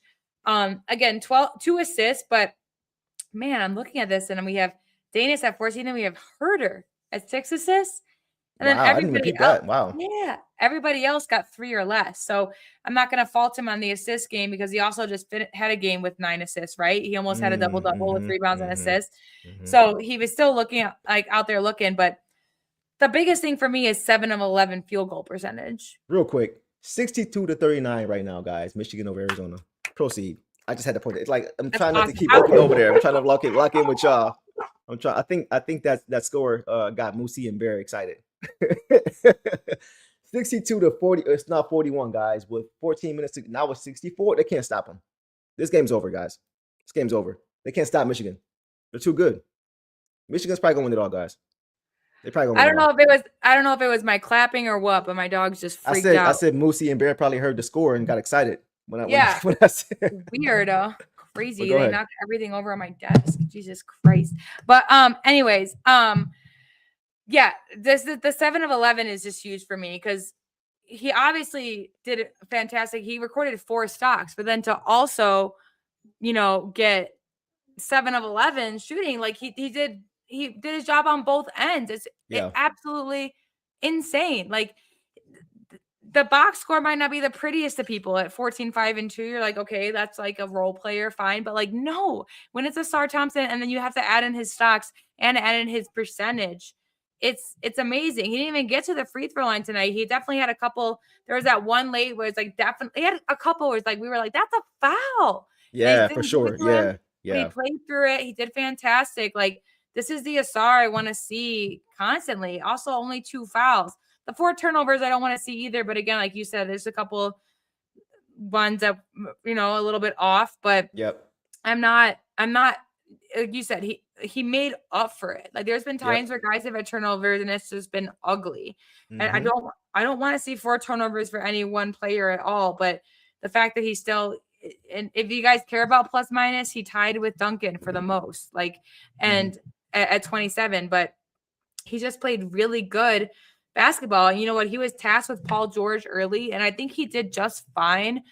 Paul George was just making some shots that maybe even the Pistons, even everyone, just like you, like this kind of a little bit of like, but is he really back? Like, is he really in rhythm? And he showed that he was in rhythm first half, and then second half it was lockdown. So I loved what I saw from Ausar tonight, and I have no complaints about it because he genuinely delivered on both ends. The reason that I felt like it was some box score deceiver type work for him is I'm looking at how many shot attempts Paul George took. He only took 14 shots. Wow. So in the second half, it wasn't as if Ausar was just turning him over a bunch, which he did, another backcourt steal again for Ausar on PG. But it wasn't just, it's the fact that he wasn't even allowing him to get the ball up. I was gonna say, like he was all up in his jersey in that second half without fouling. That's what, like, PG had to swing it because the shot wasn't there. That's why Edgecombe took 4 more shots than him in this game. It's because Ausar was not allowing him to get to his spot, have any comfortability, and he wasn't able to bait and draw foul. Like he was up in his jersey all game in the second half. He wasn't able to get free. So to me, that's a huge box score deceiver. It's not a steal. It's not a block. It's just forcing guys into tough shots and then playing so well that they can't even get a shot off oftentimes. And that's what he did with PG in the second half. And just to your point, again, if we're going to compare the two, they both made 7 shots and Ausar was more efficient. Wow. Ausar on 7 of 11. You're right. PG on 7 of 14. I want to get to real quick just to because we will keep it Pistons because I understand I would be a little bit annoyed if I wasn't. Mention some Michigan. I'm sorry, y'all. Michigan winning is giving me a migraine. 72. Rick and Bimini, are you? But that's just because his team is out. His team is out. That's why. I'm gonna ask. Are you MSU? His team is out. Are you MSU? And I got love for Ricky, but who's your team? And I get it because I would feel the same, but we're still gonna update because it is exciting. Yeah. But like, I'm just curious if you're MSU because I would have liked to see them go far too. But that's not my fault. I think he said he's an Arizona fan. I could be mistaken, but I thought he said maybe he's an Arizona fan. He said no. He said yes, I am. He's MSU. Okay, he's a state fan. Okay, gotcha. Okay, because I was gonna say you're Arizona fan. You want to talk about let's focus on what Aaron Gordon did today. If you're an Arizona fan, right? He's Arizona. He's AZ. Yeah. I know. He's. We're gonna talk about it a little bit. We ain't gonna dominate it, but No. We're just checking in because I know for you guys to be here when a game like this is going on is incredible. So we just want to keep you updated too. But that's where I'm 100%. At. But anyways, 100%. B-ball was or not B-ball. Ausar was just incredible. Like you said, just lockdown, and the fact that he also just adjusted to that. And I think we talked about it a little bit too, because Kelly Oubre has kind of been the guy who has popped off against us this season because we haven't faced Paul George. This was our first time facing Paul George, the Sixers. We swept them 4-0, the Sixers, by the way. The first 3 games, we did not have Paul George on the floor. We had guys like Kelly Oubre kind of. So I think that it was just kind of a defensive adjustment as well. We just wanted to shut down guys that we knew could pop off against us. We gave Paul George the opportunity to prove that, and then we adjusted to that. So yeah, Swiss Army knife behavior from Ausar. Like when he's playing off ball, that's when he's at his best. I know Heisenberg. Just again, go focus on what Aaron Gordon did to Wemby today, and you'll make it feel better. Ausar off ball is the best version of Ausar. When he's moving and cutting and finishing, off ball finishing is where he's best. He's gotten a lot better with the ball in his hands. I have to give him credit. There was one time I think he got left by himself in the backcourt. Like, bro, where y'all at? But I thought he was really, really good in this game, and it seems like he's getting more and more back into his groove, pre-injury groove. Like we talked about that sample size of those few months before he went down with that ankle injury against the Spurs, right? I thought he was playing the best ball I'd seen him play as a Piston over that stretch before that injury. And I suspected that once he got, because he was a little slow when he got back. It was a little bit of a struggle, like 2 points. I think last game he had like 1 point in the first half or something and finished with like 6 or 7. So it just seems like he's slowly kind of getting back into his groove and finding his way and just kind of getting in where he fits in offensively. In the half court. We know on the break, he's great. A lot of time he creates his own offense off his defense. But in the half court, he's just looking more and more comfortable again as far as being able to find his spots in the floor, find gaps in the floor. And guys are finding him. Guys are finding him. That's another thing too. So the way he's playing right now, if he gives us this type of game, or this type of impact on both sides in the playoffs, it's more than what we need, because he's guarding the best player every game. It's hard to ask a guy to give you a ton offensively when they got to guard the best player every single night. That's a lot. That's a lot. And he's improved on both sides. So, I'm okay if it's not always about how many points you score. It's about how many points are you preventing. And once again, what he did to Paul George in the second half was more than enough. The 14 points he scored was more than enough, considering how he shut his water off, Paul George's water off in the second half. So, I'm cool. I'm good with that for sure. I've wanted double digits from him. That's all I've asked from him. 10 plus. If you're going to be in this lineup and be on the floor for as long as you are. Yep. But again, 4 stocks and 14 points is just peak Asar. That's peak Asar. And I think with him getting the first basket and some of these cuts that he had tonight, being able to finish with 2 hands, things like that, it just helps get his game going. So it's exactly just what I want to see from him going forward. All we ask from him is the defense, and anything offensive is kind of a bonus. But tonight it was just beautiful all around. This is one of his better all around games that I've seen from him in a while, in terms of being able to produce 14 points and get 4 stocks. Exactly. 100%. Super Morty Man being petty said the Knicks have failed to reach number 1 all year. It's got to be frustrating. I think about this all the time. It's got to be frustrating that you've been to you made the playoffs 4 years in a row. Like, you've been kind of a top team in the East. You've discounted other teams, and then the Pacers beat you last year after their incredible run, and now the Pistons are why aren't you number 1 in the seed? That's what I want to ask. If I'm a Knicks fan, I'm like, why not us? Exactly. So I'm not trying to be petty, but it's more just so in terms of looking at it as a fan, why not us? Yeah. Why not you? Classic says, I don't want to seem like a hater, but Asar seems to be a more versatile defender with freaky athleticism. Wemby has height and long arms to cover a lot of ground. Someone said earlier, go ahead, boss. It's because I posted it earlier on the chat too, that Joker dropped 40 on Wemby and Asar would never let that happen. Depoy. There were a couple, and I'll let you didn't get to see it, but I'll let you watch the replays. Wemby had 3 blocks on Joker, so it's not like he wasn't trying. But in the clutch, Joker just took ISO Wemby and got the buckets. It's kind of insane. It's funny. Yeah, didn't he? I think post-game he said he asked Wemby to stop blocking the shot at one point. Yeah, and Joker loves Wemby. I love that clip from the All-Star game where Wemby signs his jersey and he's like, where's the alien? Add the alien. Right. Yeah. And he showed so much respect post-game. He's like, this guy is incredible. It's something we've ever seen before. To be a defender, he's just insane. Like, he showed so much respect, but it also is just like Jokic is not, he's not going to go out there and tell you why he should be MVP like Wemby did, which I don't blame Wemby for doing that, but also he's going to show you in his game, and he absolutely did it tonight. I think against Wemby. Yeah. And I don't think Wemby doesn't have to guard the best player every night. Nope. That's Von Castle, who's fantastic also. Yeah, exactly. Von Castle, amazing defender. But that was kind of my argument earlier when we were talking about MVPs. It's like the Spurs have been able to win off of their defense when Wemby's off of the floor. Jokic isn't a good defender, but he's also the Nuggets are terrible with him off the floor, honestly. So it's a battle of the teams in that sense too. But again, I still think SGA for some reason is going to get it again. But Jokic, I'm not mad at it though. I mean, I'm not mad at it. Of course, he's a fantastic player, but I think Wemby and Jokic leading in other areas that aren't just points.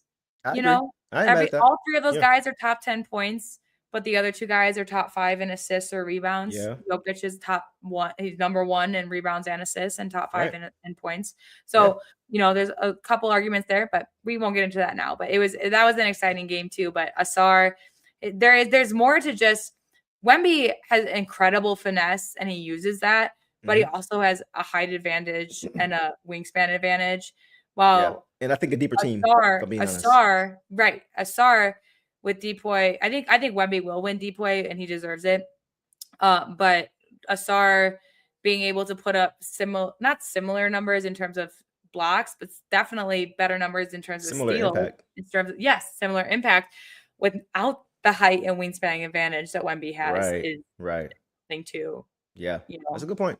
Point out. Quick comments, Boston. We'll move on to Uncle T. MB Wells says, any changes on the mini draft swap? I don't think so. I think Minnesota is still 9th, which means they'll have the Pistons The As of Sixers today, if you beat them froze last it, night. right. But I think they're Mhm. still comfortably in ninth spot. So I think as of right now, if you freeze it today, we would have the 22nd pick in the draft instead of the 28th pick, which we would have had without the swap. So Okay. looking good, MB Will, looking good.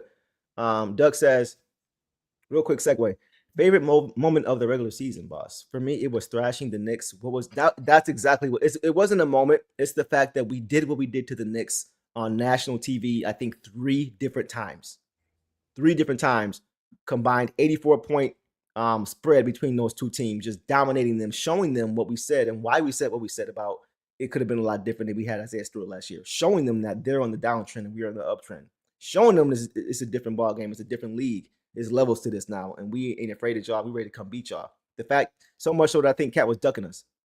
Yeah. When Stu was playing, Cat didn't. When Stu wasn't playing, Cat did. Like, so to do it on national TV for everybody to see that Pistons fans weren't just being biased about if we got a call here or if this guy was available there, that this year is different. So Doug, I agree 100%. I'm with you there on that. It wasn't a moment. It was a sequence of games. So what was it for you, boss?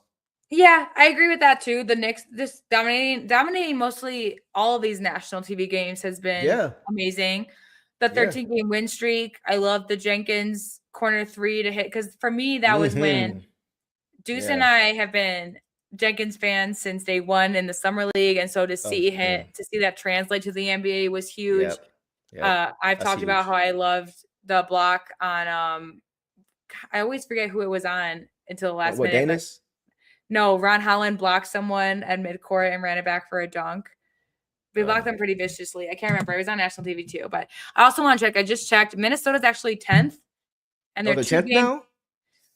Ooh, they're two games. That's okay. They're 2 games behind Houston for 9th and a game and a half in front of Atlanta for 11th. Who's at 12th? That's what we need to know. Toronto. But just 3 games behind. There are 3 games behind Toronto. I'm asking because if they drop to 12, that means that their pick goes to 19. That's the key. If they drop to 12th overall, then that means they will have the 19th pick in the draft, and it's 1 through 19 protected. Mm-hmm. So as long as they don't drop below Toronto, and they're 3 games up with 4 to go. Mm-hmm. So all they got to do is just win one more game, and we should be fine. So we should be good. But I like that we dropped because we still have a noticeable, sizable gap on 12. So we can drop while still not be in danger of giving that pickup. So instead of 22, we might be 21. Yeah, like I said, they're 3 games ahead of Toronto, 1.5 games ahead of Atlanta, and 2 games behind the Houston, which I don't have any faith in Houston either. So I don't either. We'll see. I just want to say too, guys, we're 3rd in the league record wise. OKC and San Antonio. We're only 2 games behind San Antonio, and then 5 games in front of Boston. So yeah. So that's why the pick swap is so important, guys, because we would have the 28th pick if we didn't have a pick swap. And because we do, now we have 6 or 7 picks better in a deep loaded draft. So that could be very important come trade time or come, as far as having another asset to use. Those 6 or 7 pick difference could be a really big deal. So I also want to say, and again, they usually they say it's the harder division, but of the top 10 in the league, only 3 are Eastern Conference. I'm sorry. 4, the top 10? 4. Okay. It's us, Boston, New York at 5, and Cleveland at 9 or 8. So okay. Classic real quick says when K was emptying the clip against Washington when the Pistons were crazy shorthanded, Jenkins corner 3 to go to OT. That game showed me the bench would go to war for Cade and coach. Yep. And it just continued all year when Cade was out. That 13-game winning streak included games when Cade did not play. Mm-hmm. So that's what me and Boss were like, this bench is kind of low-key nice. Yeah. So those are good ones too, classic. All right, guys. Let's keep pushing, man. Let's move it now. Wait, real quick. What's the highest pick?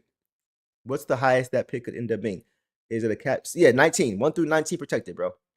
So if they drop to 19th or they rise to the 19th pick overall, it goes back to them. If it's 1 through 19, if they go to 19, so they get to them. Okay. It's 1 through 19 and protected. we're at 22? Okay. Yes. So just as long 20 and up, we're good. That's like if Toronto wins, Toronto would have to lose out and Minnesota would have to win out for us. Right. Right. Yeah. Exactly. So, and Toronto's playing good ball. So I don't think that's going to happen. All right, guys, let's keep pushing, man. Let's go now, boss, to Uncle T, Tobias Harris in this game, guys. Jimmy Butler over me, guys. Tobias Harris in this game finished with 19 points on 7 for 13 shooting, 1 of 3 for 3, 4 of 4 from the free throw line, 4 boards, 2 assists, 1 turnover, and 4 steals, like Boss mentioned, in 27 minutes. Take off. 4 steals is disgusting. He had 1 turnover, but like 4 steals. Come on, Tobias. That's nuts. Not only did you put up the highest score, he was our lead scorer with 19, which also just goes to show how much it was spread out at 19 to be our game leading scorer. Good point. But then 4 steals is like, come on. How? Yeah. He hit all of his 3 throws, 4 for 4, only 1 foul. All of his rebounds were defensive, which I appreciate from our guy who's supposed to be our power forward, our 4, just to go in there and make sure there's no second chance opportunities for the other team. He continues to show out against former teams of his, and that's why I really wanted him in today's game. Yeah. I think, you know, like you said, he would have been even beneficial for closing out the last game because of, you know, his half court shooting and stuff. But it was just nice to see him go out. And again, to be our lead scorer in 26 and a half minutes is also incredible. Just props to Tobias. Like he played fantastic in front of a crowd that, you know, I saw someone comment earlier in our chat, actually, that was just like, nah, we didn't, or was it our chat or it was something commented like, no, we booed Tobias because he fell off for us in crucial games. And you can see that kind of, but it's also like, but he wasn't, you know, Tobias has been who if it's not JD, they've run the first play through Tobias. And he has been our second leading scorer, first leading scorer, mostly our second leading scorer for a lot of these games that Duran hasn't. He's at least our third. He has been a very crucial part of our lineup. So yeah, the Sixers might have something to hold against him for the money they were giving him, but they prioritized other people over him. So I don't know how to, you know, justify that for them, but Tobias played fantastically. I just love, there were a couple, even like he shot a 3 that he was 1 of 3 from 3, but one of those misses.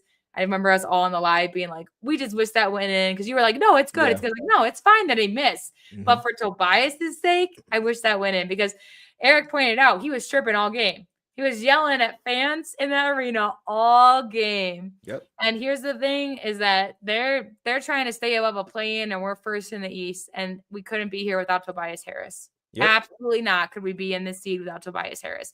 Could you argue that other people could step in place of him? Sure. But he has come in clutch. Like today, he was just steady throughout to help us maintain our lead. But he has been a clutch scorer. He has been a fantastic vet. There's very few games where we're just like, Tobias was bad. There's a couple games where we're like, well, we could have seen more from Tobias. But very few games this season would be like, Tobias just fell off. Just bad. Yeah, I agree. Nope. So I'm very, very impressed with him, and I'm happy that he had this type of offensive. And like, this is a guy who we criticize for defense only because the criticisms are valid. He's older. He's a vet. We try to get it against transition teams. He's a tougher guy to get back to stop the ball. But we're going to commend Asar on his 4 stocks and 14 points. I'm absolutely going to commend Tobias Harris on his 19 points and 4 stocks himself. Yeah. So that's what I'm at. Fly high, no lie. Yeah. You know this. Ballin'. I had to get you in there. I had to wait for Boston to finish. I had to get that in there for sure, though. Fantastic. And I just want to point out not only the 19 points to lead, but again, with how much his defense can be up and down, it is matchup dependent. To finish with 4 stocks just shows effort and aggression. Yeah. Yeah. He was missed last game. He was definitely missed last game. When he went out, guys, and Javonte Green admirably tried to fill in for him for sure. Yeah, definitely was missed. You could see that he was missed. The way the offense was, because the Pistons really struggled, especially early, to really get out in transition. I don't think we had but 10 or 12 transition points against the Wolves because they were getting back on defense and not allowing us to be able to do that. And one thing we always say is, of course, the Pistons want to lean into their style of play as far as turning you over and getting out transition and run, getting stops, getting turnovers, getting out and run with these athletes, right? But you're not always going to be able to do that. And in the playoffs, you're probably going to be able to do it even less because the game slows down in the playoffs. Possessions are more important. Teams taking care of the basketball. You know, they're making adjustments to your defensive adjustments. It's just a little bit of a cleaner game in the playoffs. So you got to be able to run something in the half court. And he was missed because last game against the T-Wolves, the way they were playing defense, they were trying to play playoff basketball. were the T-Wolves. And you saw them, they always had bodies back. Whenever the Pistons got a stop or a turnover, they always had guys who were getting back. And I think that's very, very important. And you saw in that first half of last game, they struggled when he wasn't there. When he wasn't there, you saw Javonte Green trying to fill in. His shot diet wasn't great. He was trying to put the ball on the floor, just trying to do more, but it just didn't look as fluid because we didn't have that guy we can just go to and go get a bucket and start stacking possessions. So him back tonight, he looked fresh. He looked very fresh. He looked very good. He was active. He was getting defensively, like you mentioned, he was great.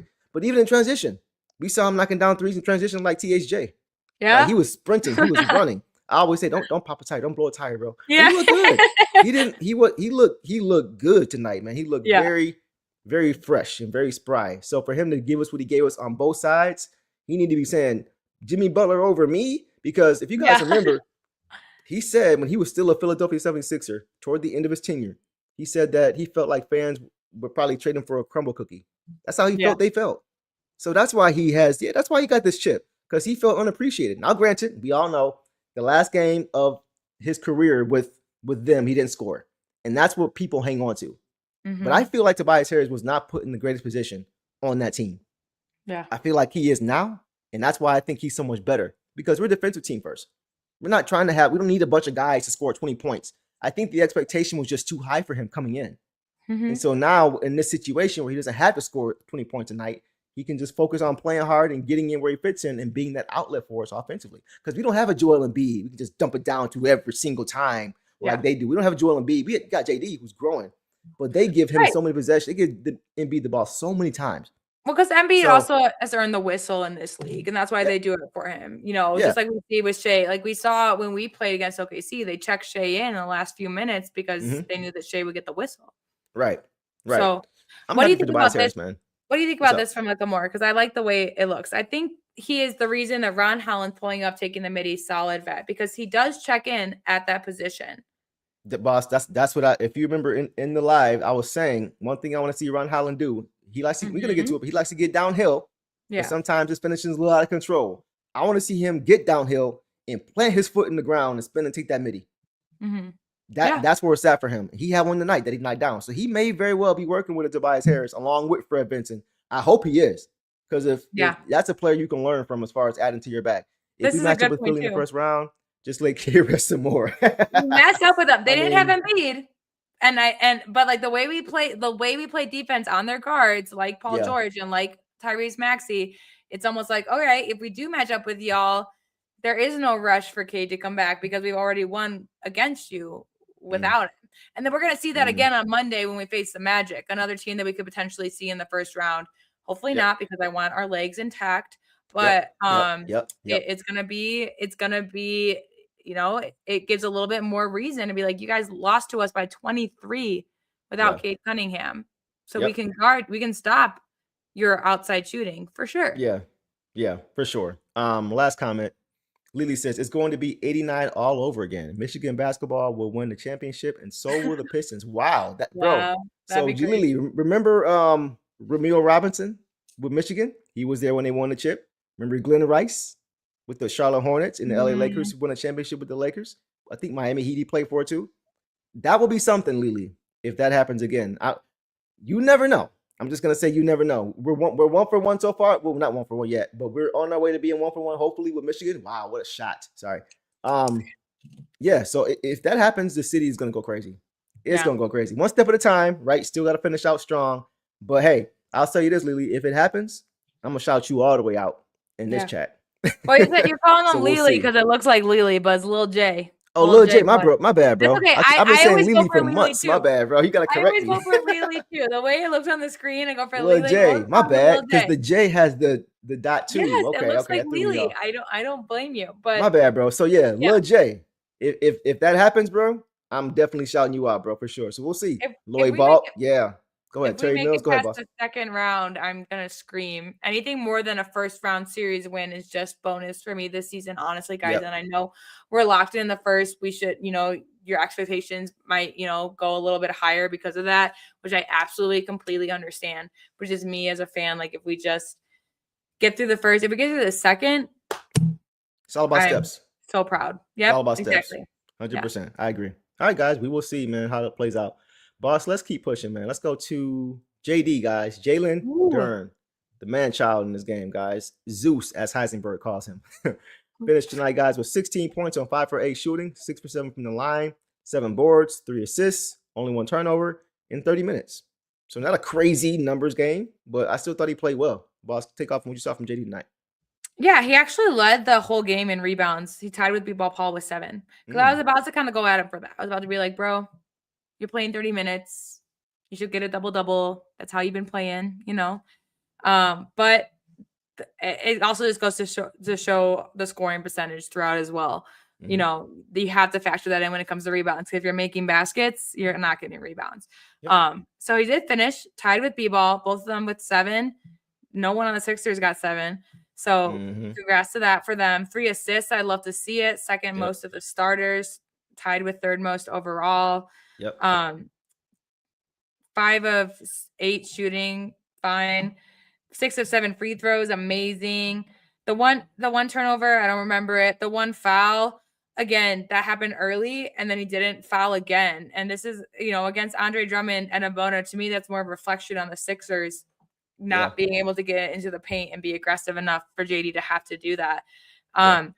He started off slow, and then completely had a different defensive second half. It's not reflected in the box score in terms of steals and blocks, even though I'm pretty sure he had a block.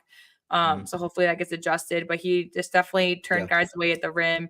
Great movement. When he got the ball deep, you know, he obviously either scored or he was able to get to the free throw line, get the whistle.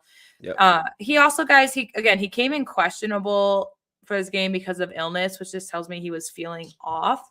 And I'm glad, and it's not an excuse, but it's an explanation, which I've said before on this podcast. So, you know, 16 of 7 and 3, I'm not going to complain about it all.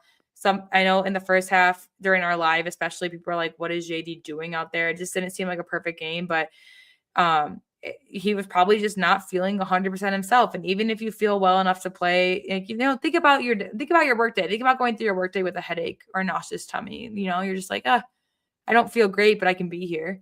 And I think that if it was worse, they would have just sat him. I think he felt just okay enough, but he definitely didn't feel 100% is what was reflective in these numbers. But he picked it up in the second half, which is exactly what we needed. So I'm happy with the JD output that we got based on how he entered this game. Yeah, no, that's a very fair point, because we always talk about the human side of it. Like, we always look at box scores and numbers and what this guy's averaging. Yeah, there's a human aspect to it too. So I think that's very fair. I'm often hard on JD because I know how good he can be. Boss for the same reason. You guys have heard me. You guys boss for the same reason. So you guys have come at me for my takes about his defense before. Deuce and I have thought about it. You guys, So Heisenberg, I hear you here for sure. Definitely, because I was like, man, y'all know me, man. I'm like, man, if you ain't feeling good, go sit down. Like, that's just kind of how I am. Well, especially when you have here's the thing. I've talked about his free throw shooting and how early in the season he wasn't really shooting well as I wanted him to shoot. But it's like, you got to consider the fact that he's getting hacked often. He's probably got welts every game on his wrist, on his shooting hand, all these different things. And he's still, it's a lot. Like, they're getting paid whatever they're getting paid, but it's still a human aspect to it too. We don't know what he was feeling that kept him under the weather. But if it was a headache, try to run with the headache.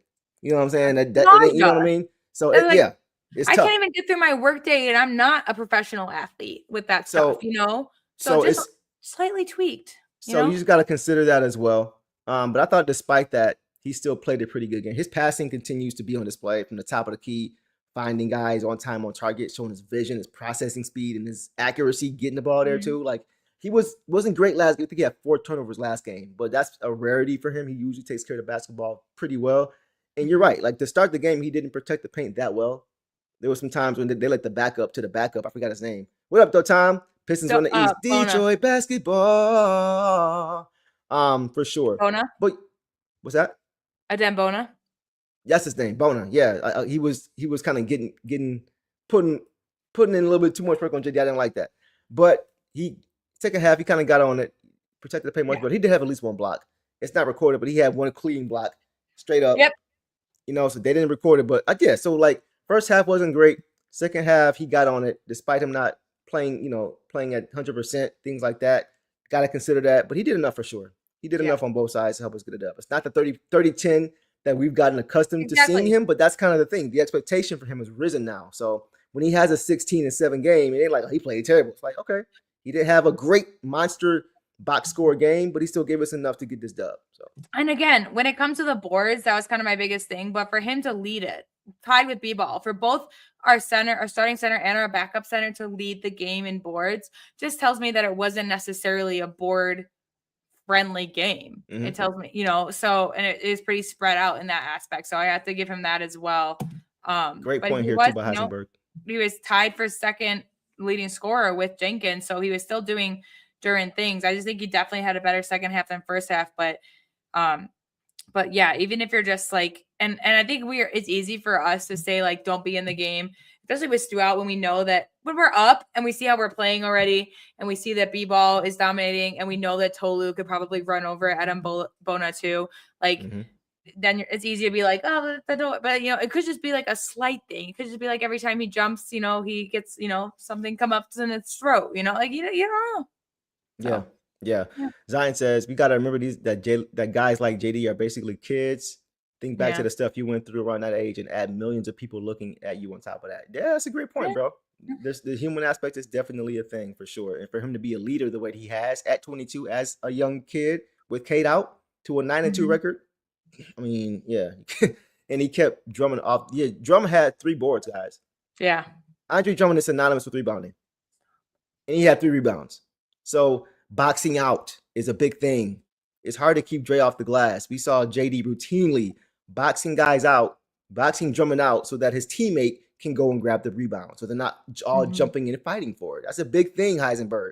Just boxing your guy out, grabbing the body, and keeping him off the glass. That's a big deal. Pop says, good point, considering that he didn't feel his best. He gave a lot, and he's the game plan now. Exactly, bro, McLemore. He's the game plan. They've seen him camp out in the paint game over game and be able to just dominate smaller guys and less, athletic guys. So that's another piece of it too. So I'm not going to get on him this game. I'm not going to do it. I ain't going to do it. So that's all I got for JD, guys. Let's keep it pushing, boss. Let's go to some reserves. We can call tonight and try to catch. Well, this game? This game's over already anyway. But let's get to some reserves. Let's start with Marcus Sasser, guys. Tonight, Marcus Sasser had 5 points on 2 of 4 shooting overall, 1 of 1 from 3, 2 boards and assists in 11 minutes. What'd you see? Yeah, I like Sass's play. I want to see him more. He had that 3, and then he had a really nice floater because he got the defender behind him, which I talked to you about. I think that's a great way that if he can continue to do that, he will be basically, a little bit more fitting in this lineup because his size is a factor. Yeah. But we didn't see a lot of him tonight. We saw Coach try Levert as the main ball handler, but Jenkins was off. But I definitely think that our best moments were when Sass was on the floor. Agreed. With that, he's really just helped sink into that role as point guard, backup point guard to Cage. I'm not mad at all about it. He had his first 3, like I said. He had that nice floater. He wasn't detrimental to the team at all. No fouls, no turnovers. That's all you can ask for. Only 1 assist, but that tells me there was probably either more hockey assists or the guy that he was giving to, didn't make the shot in that instance. But only 3 of our guys off the bench recorded assists tonight. So he was one of them and in pretty low minutes. But it was fun to see him out there. And there was just moments I was kind of like, oh, I wish Sass played a little bit more. They just really just kind of, again, I still think that despite the injuries, despite us closing in, they're still trying to figure out that shooting guard position. And I don't think they've taken Sass out of it necessarily, but they are kind of determining between Levert and Herter in terms of that, because I think Sass might play more of a facilitator role going in. So now they're like, who can we keep, next to our facilitator? And that's why we saw more Levert and Herter minutes than we did Sass with them. But yeah, good minutes from Sass overall, and always love to see him on the court and thriving. Yeah, that's where I'm at too. Like we could have seen him more. I'm not, not mad at that at all, for sure. Yeah. I just like the way he's looking to be a facilitator, boss. Like everybody knows the game plan, the story on Sass, he's a bucket, right? I just like how the way he's pushing the basketball now. Like Danis was pushing the basketball. We saw Asar pushing the basketball. Sass now is looking to push the basketball. It's a lot easier to facilitate when the defense is on its heels and when they're not set. He's not as good in the half court sets, dissecting the defense and processing what's in front of him. That's where he's not as good. So coach is like, okay, we're going to have you do the same thing that Danis does, same thing Kate does as our point guard when we need you to. Push the ball, bro. Push the ball. Look to be very unselfish with it, and if it's supposed to, it'll come back to you, and you can get that step back three, which is exactly what he did tonight. So Yep. I'm not mad he didn't shoot a ton of shots. I'm Right. like, bro, be the point guard because we Especially in got Davis 11 playing minutes. 32 minutes. Right. So exactly, that's not even a huge sample size. He barely Yeah. hit the criteria, boss, for our sample size, which is 10 minutes. So Yeah. in limited minutes, he still was good though. That's the thing. He wasn't like he was out of control or he looked lost out there. He's like, it's nice for me to be able to say that, yeah, I'm comfortable with him in spots playing point guard because I have not always been able to say that. Yeah, Right. he's playing winning basketball out. That's why he's playing, guys. Just because he's playing systematic basketball, and that's what we need. Well, and that's like, we've mentioned before, like he is someone you can throw in at the shooting guard and he contributes.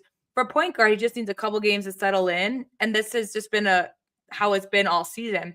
Mm-hmm. And so the past couple of games, he's been the best facilitator behind Jenkins, in my opinion. Yeah.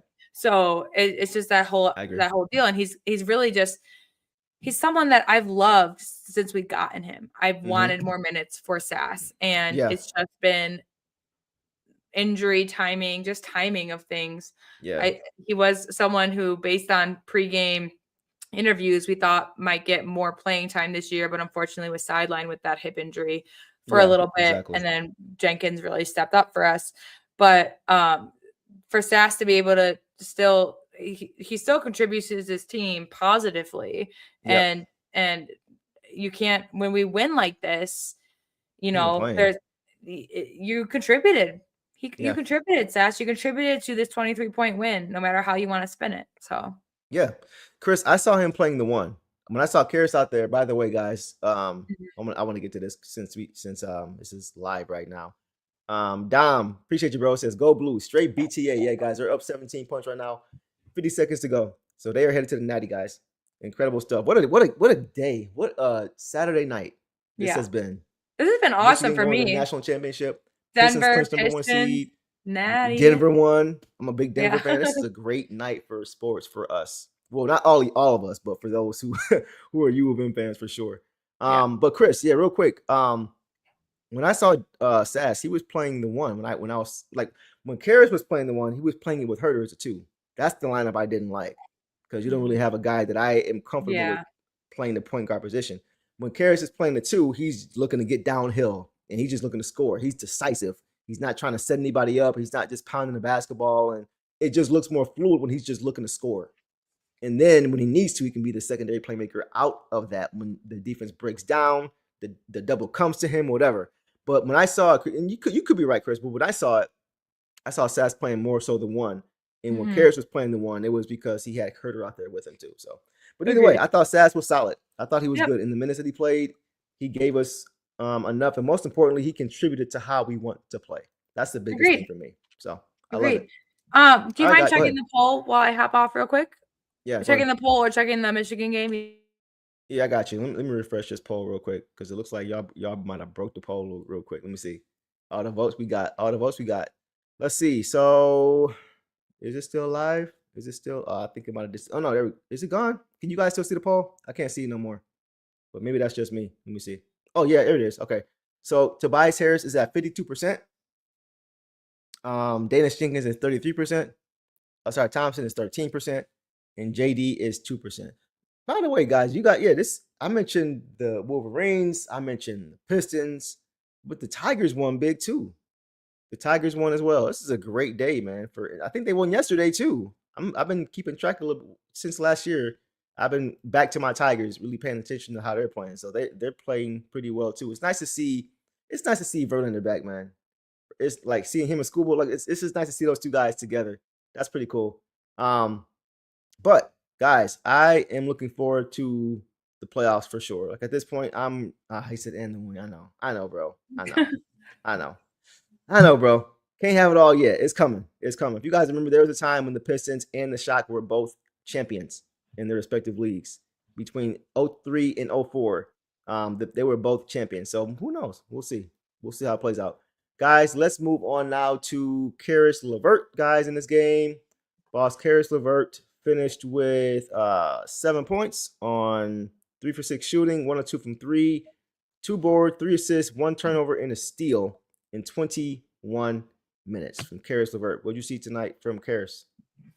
I saw early scoring, which again, he only Yep. finished with 7 points, but he had a drive to the basket, which finished well. He had a 3-pointer. Like he's looking more comfortable. It wasn't an ugly game at all from him. 3 of 6, I will take. Only 1 turnover, 1 foul, 2 rebounds, 3 assists. Yeah. Again, he's one of the 3 guys off the bench that actually recorded an assist.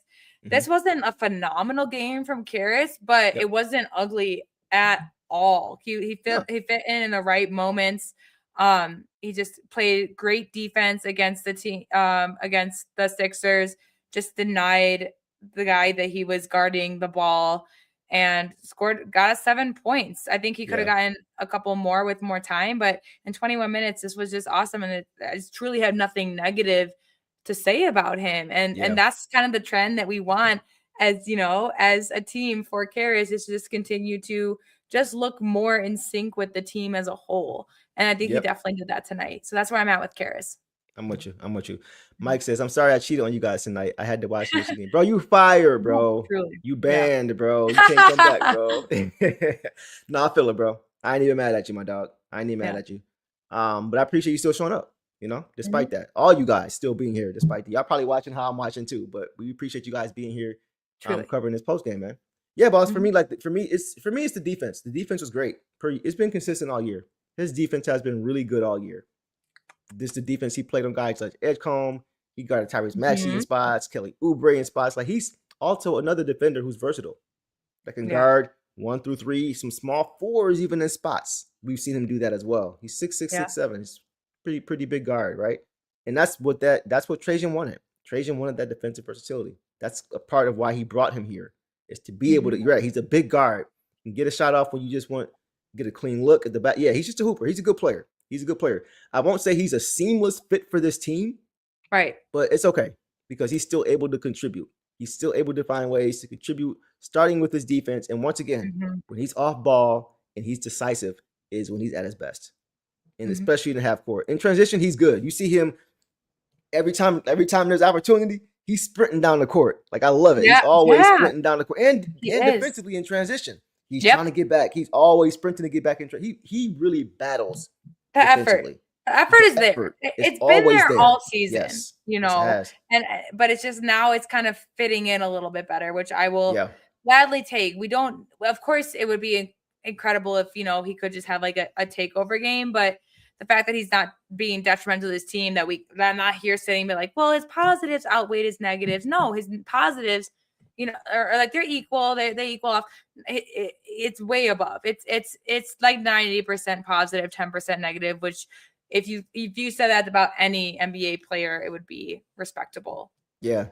What up, Shift says State of Michigan up 1,000 right now. What up, Deuce and Sarah? Yeah, appreciate you coming in, bro. Like your avatar, man, with the 2-headed monster right there for sure. And yeah, it's a good time to be a Michigan sports fan. We always say Pistons fan, or Detroit sports. It's a good time to be a Michigan sports fan with the way all of our teams are playing right now. We up, man. We up, guys, for sure. Who is Mara? I haven't paid a ton of attention to this draft class. I'm gonna be honest, I haven't paid a ton of attention to this draft. There's a few guys on my radar, but I got to do my homework. I'm so focused on the season, and I kind of got burned out the last 5 or 6 years from being so high up in the draft that I just stopped paying attention. Like, once we started winning, I'm like, all right, straight. Mara's on Michigan, right? Is he on Michigan? Or am I just I'm not sure who Mara is. Yeah, y'all got to listen. I'm not hip like that yet. I got to do my homework. So y'all let me know. Congrats to the Wolverines and their fans. One of the teams I'm not too upset about. My cats. That's respect, Heisenberg. Yeah. That's respect, bro. Shout out to Mike Bibby, man. Oh, yeah, guys, he's a 7'4" center from Michigan. Oh, the white dude, the skinny dude. Is that who that is? He can hoop. I like him. Yeah, but I don't think we're not going for a center, guys. Sorry. I like his game though. Yeah, I like it. No, we got Paul Reed. We got Tolu. We're deep. We got Tolu. We're deep at center. We got to go for a 4. You're right. Can he play a 4 at 7'4"? I don't know. Probably not. He doesn't have. He's not Wemby. Are you telling me he's a center for real? Okay. No. Nobody's Wemby. No, nobody's Wemby. Yeah, you guys are right. My bad. I'm tripping. That is Mara. He's good though. He played good tonight too, from what I saw. He's a rim protector at the rim. He can score in the paint. He's good. He's a good player. He's gonna be a good NBA player too.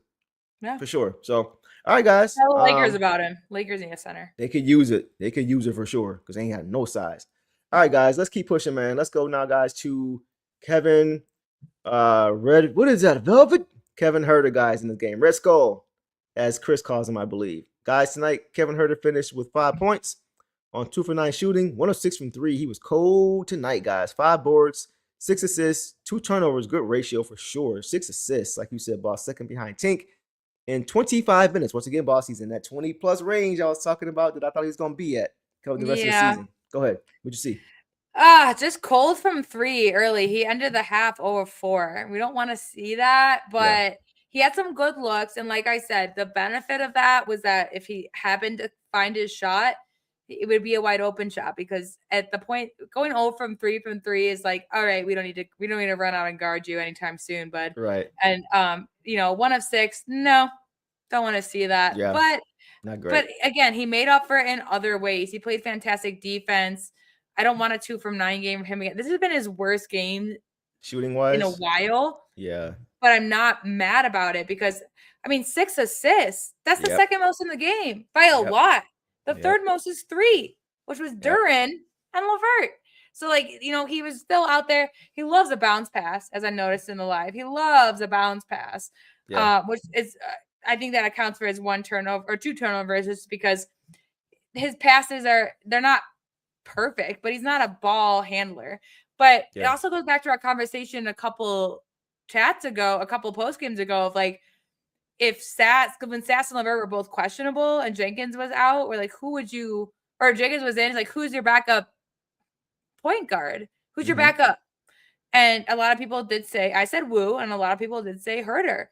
And he showed that tonight at least. So there's things he showed in his game tonight that, especially, he had 3 fouls. A couple of them they had that 1 foul that was definitely a jump ball. It should have been a foul. Or, sorry, it should have been a jump ball, but it was called a foul. Yeah, 5 rebounds and 6 assists. I'm never going to be mad at a guy out there that's not able to find his shot. Because again, we've said this same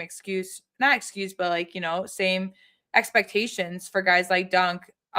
Just if your shot's not falling, or if you're not able to get up your shot, what else are you doing out there?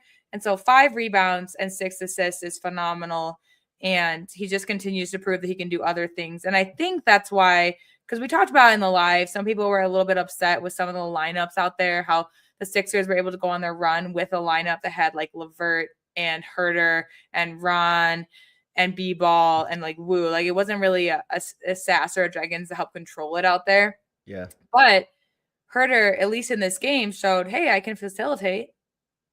That's my takeaway. If I'm coach, my takeaway tonight is that Herter can hold it down out there and really fit into any scheme, but he can facilitate.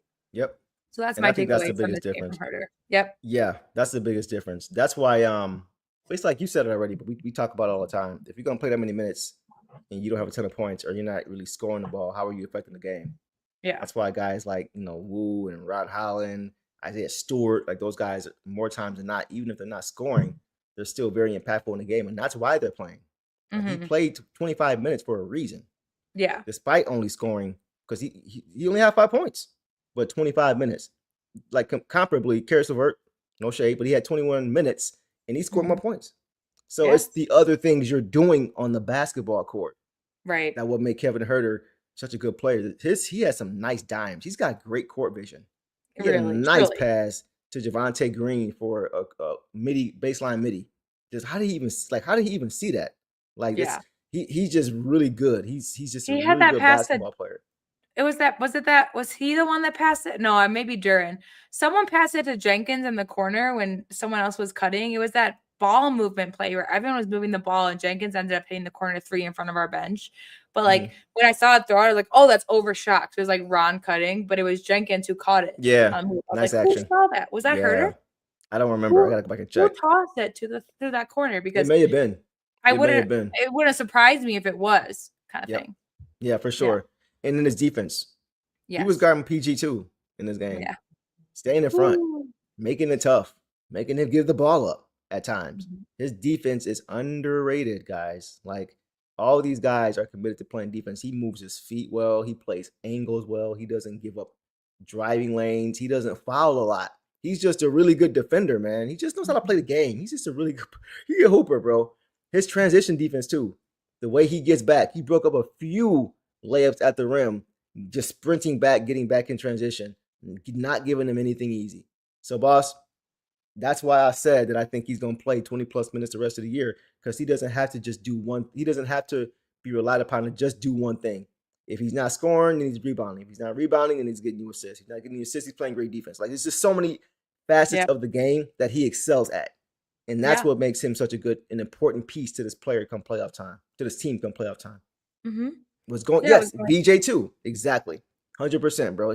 He's a very, very valuable piece of this team, man. Very valuable. I think so too, Heisenberg. I think JD made that pass. I think that's true. Okay. That was a ball movement where everyone kind of touched the ball, and I just loved it. But again, it wouldn't surprise me if that wasn't a Kev move, because what he's shown me so far is that he can do bounce passes and no look passes. That's what he's shown me. Yeah, for sure. He's getting more comfortable. He kind of getting loose a little bit. I like it. I like what I'm saying. Doug, we are going to do this. We're going to have a fan show soon, before the play-in begins. Yeah, I think by Monday. We don't have a date yet. We're working on it. Monday or Wednesday. I want to say Monday, because we'll probably talk about it maybe tomorrow. Yeah. We're going to have more of a, probably a date set, some topic set. So we'll keep you guys posted. Yes. He's the he's what I hoped he would be, bro. No, for real. Like, I can't even say anti, because I would say the anti would be him knocking down shots. No. He hasn't really done that great yet. Fontecchio, and that's the thing. That's the thing, bro. If Fontecchio wasn't knocking down shots, he was just getting cardio for us. That's what I'm saying. So many times he would have the ball and he would drive to the hoop, wouldn't have any separation, so everybody stayed home. There's no double team coming. He goes up for a shot. He's caught in the air and he's turning it over. It would happen so many times. And respect to him. But Kevin Huerter is able to do so many more things than just shoot the basketball, and that's why he's so much more important to me on this team. Go ahead, boss. Like, Tech, good luck in Miami. He's had some highlight games, but exactly like you, like, he would either hang out behind the perimeter, and if he wasn't behind the perimeter, he was fouling. Yeah. And even when he would try to be aggressive, it resulted in a foul. Huerter, yes, he got some fouls tonight, but he would still pull down the rebound, no problem. No over the backs, no grabbing, no jersey pulling, nothing like that. Tech, like, he just loves his perimeter shooting. And I'm someone, like, I liked Fontecchio on our team. There's a video evidence of me at the Nuggets game. I'm talking to my friend about how he's straight up from Italy. And I was like, when he makes a three, make sure you go like this. Make sure you stand up and go like this for Tech. So I wish him nothing but the best. But in terms of what we're trying to do on both sides of the court, Huerter is outplaying Tech from last year. Yeah, even when Cousin Kev is walking freeze or cold, he still makes plays and finds. Yeah, he's just a good basketball player, bro. He's not a bit player. Yeah, he's not a bit player. He can do multiple things, and guys like that in the playoffs are so key. So key, man. When you got foul trouble, when you got a bad matchup, injuries, like whatever, he's just a plug and play guy. I would say you play him with the first unit, second unit, third unit. It don't matter. Closing unit, he could do that too. I would feel comfortable if we had to play him in the closing unit of games.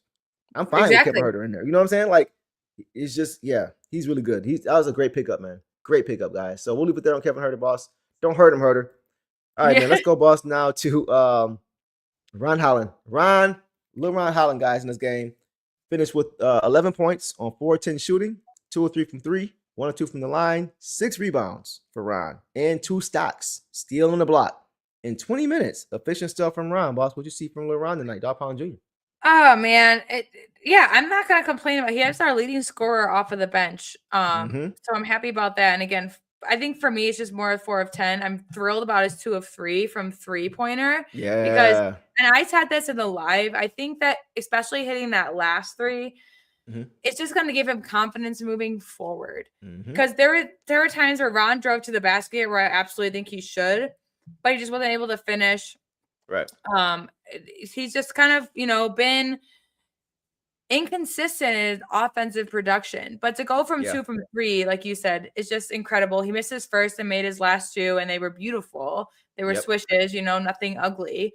And so it just gives me positivity for him going forward as someone who can contribute on this team, and just for his own confidence. He also despite whether we think, we talk about how this kind of shooting guard competition, but all of these guys want to prove that they want to be in the playoff rotation. And Ron wasn't in the playoffs a lot last year. And it wasn't because of the way he played, it's because he was a rookie. He was young. That's right. He relied on other people.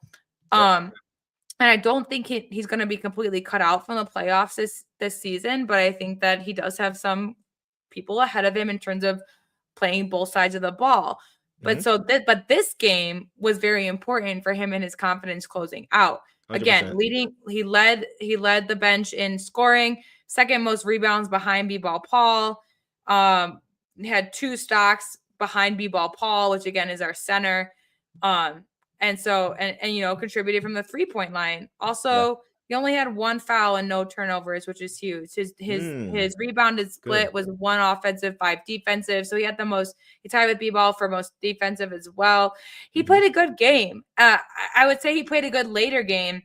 He would probably be upset by some of his stuff early on. He had he had a bad shot, and then he had a steal and a make.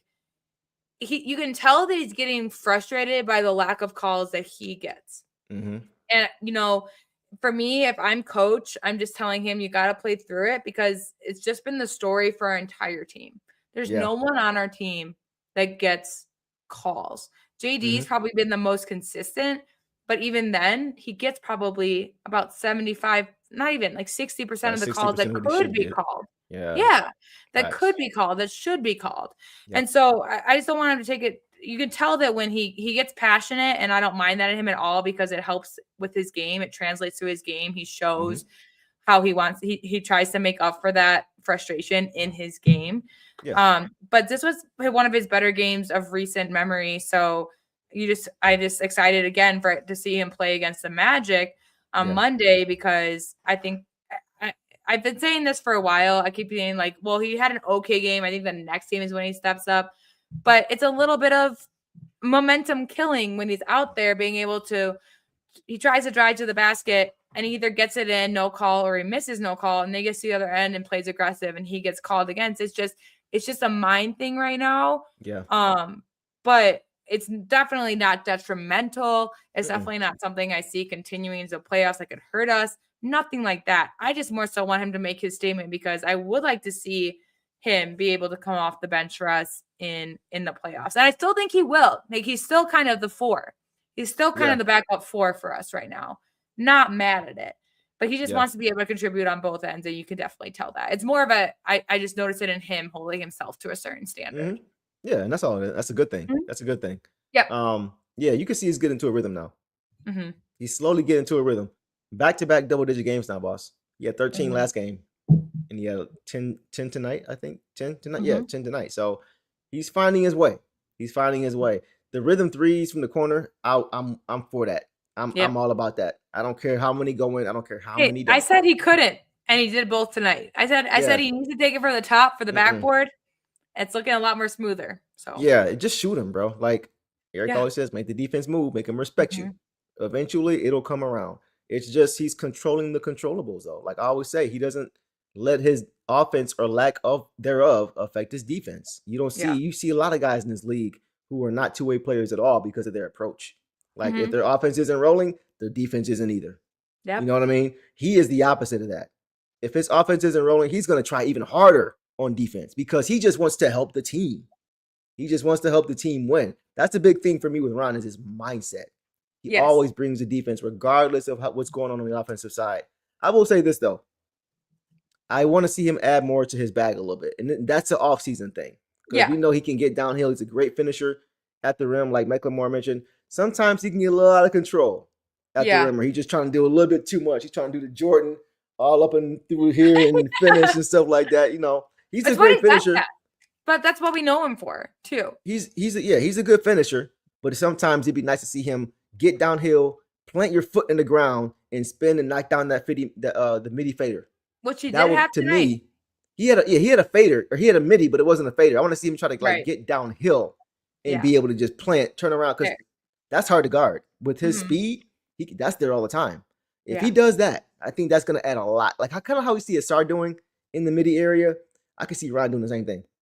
I can see him doing the same thing. So I thought he was good overall. a lot of control sometimes, but he also played great defense on Paul George. He was also a part of the squad, a part of the team, a part of the game that got in on it, just playing really good defense, physical, because he's long enough.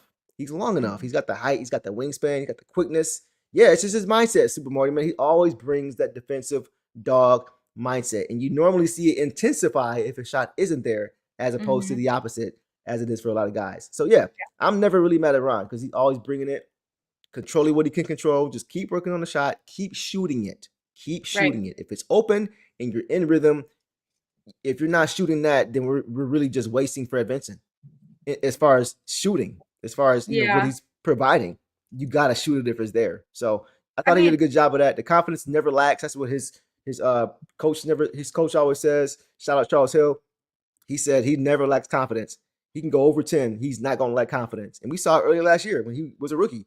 0 for 4 some games. 0 for, like, he's like, sometimes like, all right, Ron, that's enough. Like, pull back a little. Like, you gotta pull him in. He's never gonna be afraid though. And that's what I love. Keep that same mentality now that you're getting better. It's gonna be just fine. And I just do have to point out, just in that, you know, because he is a guy that runs to the rim and tries to get that layup, because he's good at finishing those guys. It just hasn't been good lately. A little bit of a slump there, but he's very good at finishing those chaotic. Like, he has a very nice touch. Yeah. But so that tells me that of his 4 of 10 shooting tonight, 3 of 4 of those were off the rim. He had 2 threes, and he had that little midi, the little paint shot. Exactly. So exactly. Is not 4 of 10 is not the best, but he hit shots that we don't necessarily expect from him, and that to me shows growth. So I will just commend him there. But he just wasn't able to finish it on some, and he does. And it's something we've talked about with some of these guys. He takes things sometimes a little personally, where you're just like, you don't, I know you just got called for a foul on that end, but you don't need to drive it in to 3 other Sixers to try to get, you can pass it out to someone, because he just wants to make that impact. He just wants to be, and he knows it. Like, I have no doubt that coach has made him aware that he is a major factor of this team. And he is someone that I do not want to say goodbye to anytime soon. I hope he's on the Pistons for a while. But no, you know, you do want to he's just trying to find that balance right now. Exactly. And we talked about it earlier. He's 20. Yeah, exactly. He's 20. But we talked about it. He had such a slow start to the season that everyone was calling it a sophomore slump. Then he popped off for, I want to say, 50 of the 82 games. He looked fantastic. Even if he didn't have like a crazy game, like he just looked like running. So now he's back in a little bit, a very slight, compared to the first start of the season, I won't call it a slump, but a little bit of a like just slightly not himself. That's all it is. I agree. I agree. Plenty of time, weeks, 2 weeks to figure that out. And here's the thing: if we do have the benefit and we do get to rest our starters the last few games, Ron's not one of those that's resting. Right. They say, Ron, go take control. Go do this. Go do your thing. Yep. And I think 100%. That's gonna happen. I think that's gonna be so beneficial going into postseason. So. Yeah, real quick, Attila. In the words of, remember the last time U of M won NCAA, the Pistons won? Yeah, in the words of Shaq on TNT, 1989. Yeah. Yep, you get Super Marty for sure. How am I supposed to not take it personal? I'm a person. Yeah, for sure. Yeah. That's funny. Absolutely. Absolutely. I like it. Yeah, man, that's all I need. That's like from Ron, just keep at it, bro. Just keep at it, man. Just keep working. Just the calls will come, the shot will come. All that stuff will come. Just continue to work out and focus on the controllable things, bro. That's it. Chris mentions this. Just think of a lineup not starting, but in a game lineup with Cade, Ron, A2, Star, and Duncan, no one scores in that lineup. What I take away from this, Chris, is that Ron's game benefits from Stu on the floor. For sure. For sure. That's what I'm taking away from this. And I think it's just something I'm glad you said it, because it helped me kind of think about these games that Ron has had a little bit off, has been without Stu on the floor. And I'm not saying that B-ball is harming him, but Stu helps with transition where Ron thrives. So and Stu can stretch the floor. That Ron and driving Stu, lanes too. A little bit, Ron's game is suffering a little bit. I agree. Because Stu is not on the floor. And that's not taking nothing away from B-ball Paul. It's just different players who have different impact in different ways. And yeah, so I'm just glad you mentioned that, Chris, because it just made me kind of connect the two. Yep. That's a good point. Heisenberg said he need big bro out there. Yeah, for sure. Dog Pound Jr. need Dog Pound Senior. You know what it is, bro. You know what it is, man. Last one. There's a big difference between the Pistons this year and the Cavs last year. The Cavs slumped their way into the playoffs. Detroit is peaking into the playoffs, 100%. True. And That's the kind of Pistons follow love up. to play defense. Their star player buys into playing defense. That's something the Cavs star player last year could not say, which is a big reason, or 2 years ago, which is a big They part of were why talk- GD wasn't there. Isn't there In the anymore. Nuggets Spurs game on Prime. I got to see, Rooks, Griffin, Dirk, Nash, Haslam talk about it. Actually, I don't think Steve Nash was there today, but they talked about it a little bit, and they said they kind of laughed at the fact that the Cavs had actually admitted that they're kind of playing the seeding thing right now. They admitted that they're kind of playing That's funny. well, we might fall for this team, we might do it for this thing. And Dirk actually brought up when they said, hey, I rested the game against the Warriors in my last season playing. And I rested against I don't know if it's last season, but one of the last seasons where we rested against them because they would have had to win, or not the Spurs, sorry, the Warriors. And he said they would have had to win 8 or 9 to make it to the playoffs. And I rested against them. And they won that game, and they ended up winning out, and then they beat us. Yep. He's like, if I had played that game and we beat them, they wouldn't have made the playoffs.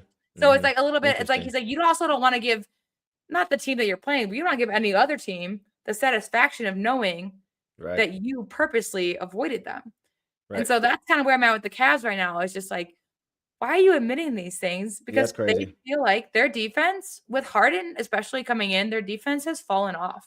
Yeah, they're not the same team anymore. Yeah, no. And I'm not saying that they're not difficult, that they're not going to give teams a run for their money, that they can't make a decent run in the playoffs. Yeah. But the Cavs last year, and look, JD, people get upset about JD's lineups with the Cavs. It's kind of what they relate to. But JD's priority was defense. So he ran defensive lines, and it was up to them to get the job done. But then you got players on that team that want to play minutes and don't want to play defense. Is it really the lineup, or is it the players? Is it the fit? Yeah. And so that's kind of where I'm at with them. I think Heisenberg, this is a good point. They also got bit by the injury bug. That is true. However, I think much like the Knicks, the coaching change for the Cavs has really affected their identity. Agreed. I think that's a really big difference, bro. And I think the fact that they went and got a James Harden proves that. Because James Harden is not a defensive player at all. He's just not known for that. So I think about the Knicks, and I think about how Tom Thibodeau, he was maligned for playing guys way too many minutes, but he demanded that they play defense. And now they don't have that identity with Mike Brown. It's not there. I think the same thing is going on with the Cavaliers. I think they have a players coach in Kenny Atkinson, and as opposed to having a JB who's like, hey, I'll be a player's coach, but you're going to play the way I want you to play. And I think that's the biggest difference for them. Go ahead, boss. I was about to say, the Pistons is JB's team. The Cavs are Donovan Mitchell's team. Facts. 100%. That's where it's at. Because Kate allows it to be JB's team. Right. You know what I mean? Because Kate took on the challenge early. Exactly. And JB's like, hey, Kate, go do better on defense. 100%. Yeah. That's exactly what JB said to Kate when he got here. I know you can play defense. Now I need you to go show me you can play defense on a night-to-night basis. Can you do it? Kay said, yep. Donovan Mitchell was like, hey, let's get another coach in here that's going to allow me to play offense, bro. Yeah. That's the difference. It starts from the top. And these guys on this team embrace it as opposed to, and you see they don't in Cleveland because their whole identity is different now. A lot of the same guys are still there, but they're not defensively as locked in as they were before. And that's a big part of JB Bickerstaff and these guys just buying into what coach says, like you said, boss. That's a great point. Great point. All right, guys, we'll leave it there, man. Let's move on now and go to our last few guys, boss. Let's go to Javonte Savage. Can you woo Green in this game, guys? Javonte Green finished with only 2 points, 1 or 2 from the field, 1 board, a little bit of cardio, and only played 6 minutes. So once again, anything under 10 for us is not a big enough sample size. So for me, it's incomplete for Javonte. Did they not give him a steal? They don't have him on ESPN as having a steal. Did you have him on NBA? Let me look real quick. He's got no steals here. No, but he definitely had one. Did he have one? He definitely had one. If he didn't, he was at least disruptive. That's what I can give him. 1 for 2 shooting at 50%, no fouls, a rebound, no turnovers, points in 6 minutes. Yeah.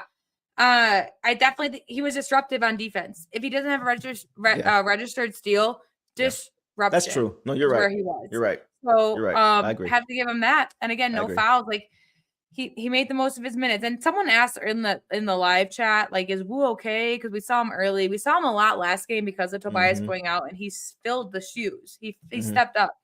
Again, I think it's still kind of that like, let's test out who we can rely on as a guard, as a shooting guard, because they know what they're going to get from Wu. Yes. And I don't think we're going to see 6 minutes from him in the playoffs. We're going to see more. We're going to at least see, I would say, 9, 12. I think he finishes the quarters for Pistons at 3 minutes. So, yeah, like you said, you can't really judge what he was doing out there, but in the time he was given, but he definitely wasn't detrimental. And when he was out there, it was a defensive shutdown. He was on Paul George. We noticed that as well. Just slowed them down when he could. Good game from Wu, and it just says someone who, for sure. Someone who's a Wu supporter. Of course, I want to see more minutes from him, but again, I don't think that the minutes that we're seeing reflective now are what we're going to see from him in the playoffs. He's done incredible defensive things, and he's going to be brought in certain matchups. I think we might see him a little less against certain matchups, or certain people, like, we'll rest him when certain people are in on a team and when certain people aren't. But he just continues to prove that when he is out there, he takes full advantage of his minutes and isn't, a negative for our team. I love Wu. Yeah, for sure. Like, for me, I think this is more experimental as far as just seeing how they're going to define other positions. I think he is pretty much the side. Like, for me, I think the same reason we'll see him in the playoffs is the same reason I think we're going to see Kevin Huerter in the playoffs. It's because he's multi-dimensional. He can do a lot of things for you on the basketball court, especially defensively. He epitomizes who the Pistons are and what they want to do. He's known for steals. He's, of course, knocking down his threes, but steals, great defense, a connector. That's Kevin Huerter defensively. And offensively, the same thing. A connector. Can do a lot of little things for you. That's why I think he's going to play in the playoffs. And it's more so what you're saying as far as who's going to be that too. I think it's becoming more and more clear based on the minutes that we're seeing guys get the backup shooting guard. That's why I think Kevin Huerter's going to be that guy. But I think Javonte Green, his role is solidified. Chris, Chris, I said, I wasn't needed tonight, coach. That's what I had. But Chris had one too, if I can find it. What did Chris say? I got it here for you. You got it? Okay. He said, Mr. We clinched the number 1 seed. Let's go. See, that's why you were trying to do this, and I'm not, bro. That's your thing. But I'm not sure if you mentioned this, boss. No fouls. I did briefly, but I didn't do it in my usual sense. I was like, oh yeah, no fouls. No fouls. You know what I'm saying? Yeah. You didn't do it in your I love Paul Reed voice. You didn't do it in that one. That's why I didn't catch it. I didn't say, like, hey guys, no fouls for him. Because 6 minutes is also, like, if he did have a foul in 6 minutes, I've been like, whoa. It was 6 minutes. That's true. Yeah. That's true. But yeah, I love how he plays. I think it's more so about experimenting with these last few games as opposed to anything else. I don't see any way he's not playing for us in the playoffs. I think he's too important in what we do, and he's reliable as a veteran. Eric always says your veterans are supposed to be guys who can settle things down, who can be a plus for you on the floor in situations that your young guys haven't really been in. And that's what he is. That's what he does. And that's why I think he has found a home with this team. Like he said he wanted before he got here. When he got here, he said, I want a home. I'm looking for a home. Yeah. Javonte Green, guys, has officially found his home here. And I think he's going to be here beyond this season for sure. So I hope so.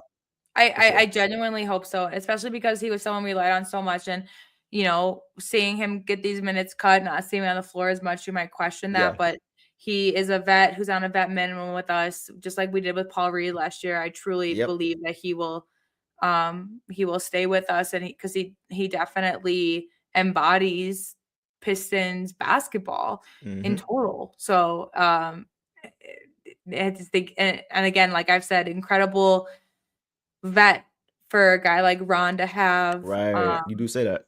For other guys to just, you know, be able to learn from. I mean, he's even older than Stu, and Stu is doing his things out there, but Wu can help with body control, foul control. He can help with those things at that position. So of course I would, I mean, gosh, like if if I could somehow win the lottery, I would pay for his contract to stay. You know, so, Yeah.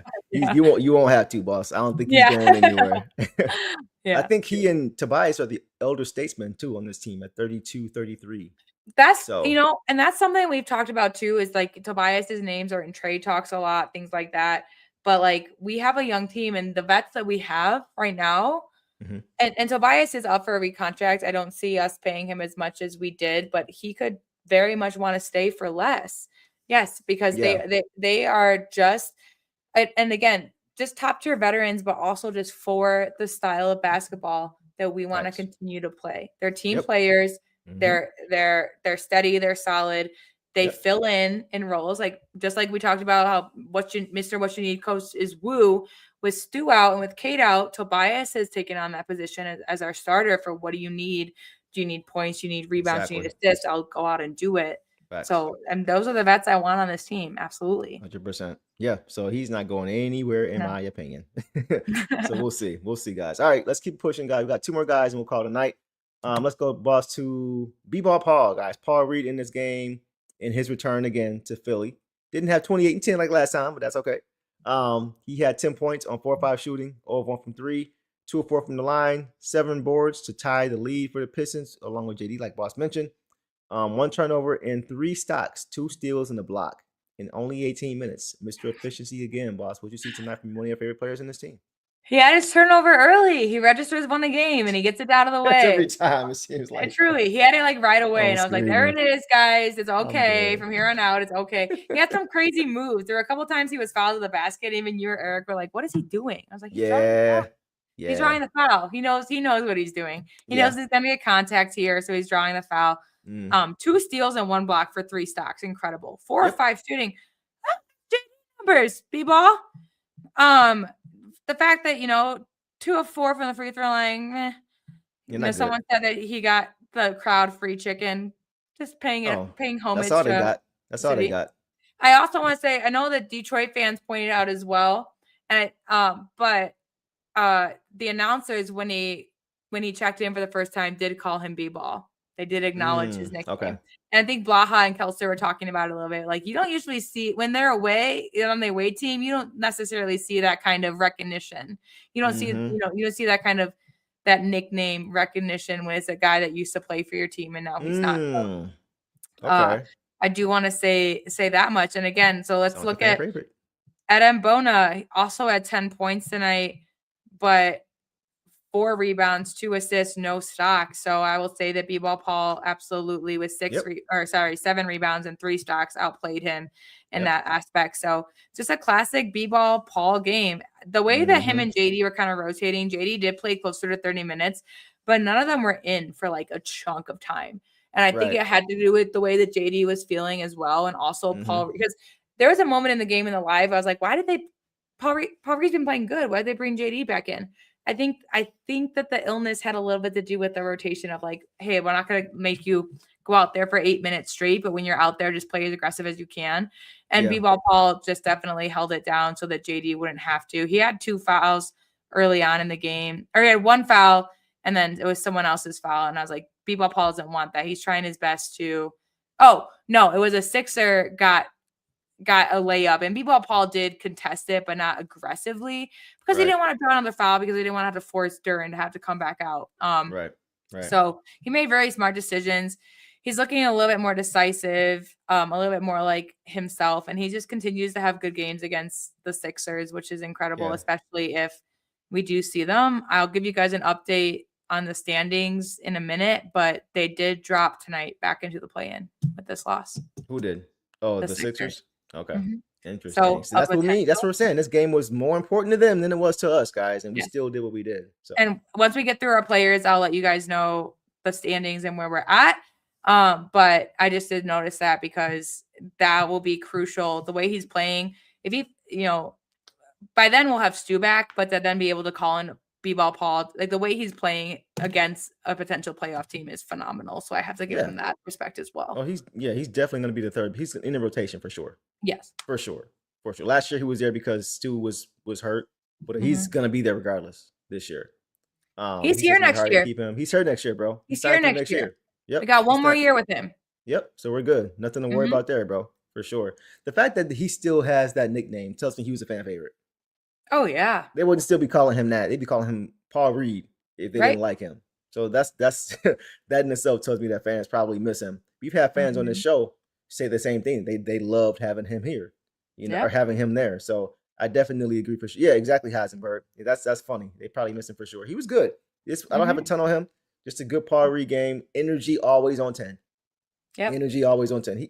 It's such a luxury to have him as a third big. It truly is. Offensively, Yeah. he's skilled, he's polished, he's Yep. got great footwork, he can finish at the rim, he can shoot the ball, and defensively, he's protecting the rim. Mhm. He just looks so much better than whoever's third big is out there more times than not. Mhm. You know what I mean? He's at times looks better than whoever the starter is when he's playing against a starter at times. So to have him as a third big is just a luxury. It's just Yeah. a luxury. And we have him on a very friendly contract through next year, which gives the Pistons options this offseason to go make a move. So man, Trajan Langdon has been cooking, bro. He's been between Mhm. what he's done last offseason and this offseason has been truly amazing. Truly Yep. amazing. And Paul Reed is a big part of that for sure, man. So that's all I got on Paul Absolutely. Reed, man.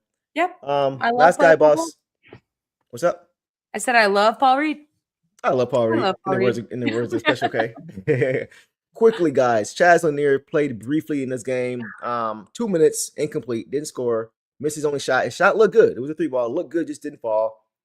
Nothing on him. He just didn't play. Didn't play last It 2 just minutes. looks sad. I wanted him to make that especially because he just played in the playoffs for the Motor City Cruise, which Yeah, they just had their first playoff win. Unfortunately, they were eliminated, yeah, but to help take that. So I just, he looked a little bit bummed in yeah, that he just wanted to contribute. But yeah, Chaz, you've contributed in other ways for this team, So just again, a guy that I'm excited for his development, someone that I think we will see more minutes from next year. yep. But that's kind of all I just every time he's in, I just hope that he sinks those threes. And you can just tell, I think he was just a little, don't be too tough on yourself, Chaz. I Yeah, think he was a little bit it's tough fine. on himself. Also, just because of the loss last night, just a little emotions And wanting he's to a be shooter. Like he's well, wanting probably to put just your upset with himself for not being able to knock down shots because that's what exactly he wanting to does. That's his put bread your and butter. mark on a game, wanting to Yep, just put your mark on a game in the way that you can. yep. But I'm no hard feelings from me, Chaz. No hard Yeah, feelings from me. same, same. Yeah, We chilling. Like you always yeah. say, we're not thrusting our young guys into No, situations where finally, they're biting off more than they can chew, or their plate is just way finally. too full. They're playing within their depth. Yeah, Finally, 100%. yeah. So I agree with that for sure. All right, guys. Let's quickly look ahead to the Pistons' next game. Let's pull up the schedule. Got another dub. A lot of green going on there, guys. Y'all see that screen? It's a lot of green going on with this win loss here, and this is all without Cade. And there's games Phew. above this that are not even here. Because like we said, we're 9-2 without Cade, which is a great sign. So when we get it back, it's gonna be great. But guys, the Pistons stay on the road for their next matchup when they travel to Orlando to do battle with the Magic on Monday. And Mhm. guys, the Magic are struggling right now. Yeah. They are 3-7 in their last 10 games. And from talking to people, I've had people reach out to me, boss. From talking to people in Orlando close to the situation, man, I'm being told that Coach Mosley may have lost the locker room. Yeah. That's what I'm being Look, told. And with the playoffs approaching, I don't see the Magic, who are currently ninth, I don't see them yep. making out of the play-in. So I expect the Pistons to win that game on Monday, as long as they come out, as long as they win the game and come out of the game healthy, like you mentioned, boss, I'll be happy. Mhm. I'll be happy. Yeah. And that's kind of where I want to go off of. I'll just quickly just give you guys an update for standings since we're talking about the Magic right now. Mhm. They're half a game ahead of the Heat in 10th. The Magic are 9th. They're half a game behind the Hornets in 8th. So they still have some playing position to fight for. Like I said, if they can get Mhm. up to 8th or finish 7-8 and somehow win that game, then they Mhm. can advance and play the Celtics first round. They get Oh, at yeah, least switch 2 it. My bad. chances if they play Yeah. 7-8, Yeah. So they are struggling with Mosley too. Look, if you're a coach that I'm trying to allows show the standings. It's not showing up. Go ahead. Don't worry about it. Okay, never mind. I was trying to show you the standings, but it's not letting me right now. So whatever. Whatever. Go ahead. Keep talking, boss. I'll figure it out later. that was just funny to see. But the Magic, I'm like, honestly, the way they're struggling, I want them first round. But I said this last time. I also don't because they play dirty. And if you're a coach Yeah. that allows your team to play that way, Yeah. I don't think you should have a job. I don't. Mm-hmm. I don't think that JB would be proud of his team if they were ripping guys down that had an arm wrap around their shoulder, if they were ripping them down by their shoulder. There we go. Right. Beautiful. So I got y'all. But I also want to say we're 4.5 against the Celtics ahead of Celtics, but that doesn't matter anymore because we clinched it. It doesn't matter anymore because we clinched the conference, guys. So who cares? Magic number 0. I don't see the Knicks. The Knicks and Cavs maybe can switch, but otherwise, I think this is pretty set. Yep. I think this is pretty set. We have a few more games where potentially a couple teams could fall, like the Raptors and Sixers could switch. The play-ins could switch around a little bit. But I think the top 4 are set. I don't see the Knicks necessarily falling to the point of giving the Cavs the 3rd seed. Yeah. So this is exciting stuff. And I also want to say, guys, first in the league to clinch a conference because the Spurs still close enough. Right. To challenge against the Thunder. They're not gonna. A great point. They're not gonna. The Spurs needed this win today to try to push ahead. But the fact, we clinched our conference well ahead of well ahead of anybody. So this is just the Magic should be a win. Desmond Bane tends to pop off against us, and I hope, but he's dirt. Paolo has been inconsistent. I don't know if Franz is back. Mo fell out of the rotation completely, even though he's healthy. So the Magic we go back and forth with the Magic, but not this season, not the way they're playing right now. But this next game, like you said, Deuce, it does matter more to them than it matters to us. So they are going to try to give their best.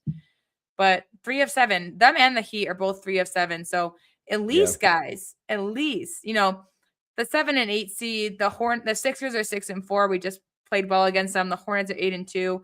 You can kind of only hope that one of those guys get knocked out by the 9 and 10, because the way the 9 and 10 are closing out their season right now gives me great hope that we would have a pretty easy 5-game series at worst against a 9 and 10 seed. So, it's kind of a blessing that we got to play the Sixers. Yes, they didn't have Embiid, but still, I feel like the way we shut down their guards and the way that we have our big men play, we still can beat them in a series. And with the Hornets, they're not going to be fun perimeter shooting wise, but like they've also just been, if they can't shoot their threes, they're kind of out of luck. So it's kind of a blessing we get to face the Magic, and we'll see them at full force because, again, they have something to fight for. So we'll see them at full force on Monday, and that will give us, again, kind of a luxury of seeing a potential first round matchup.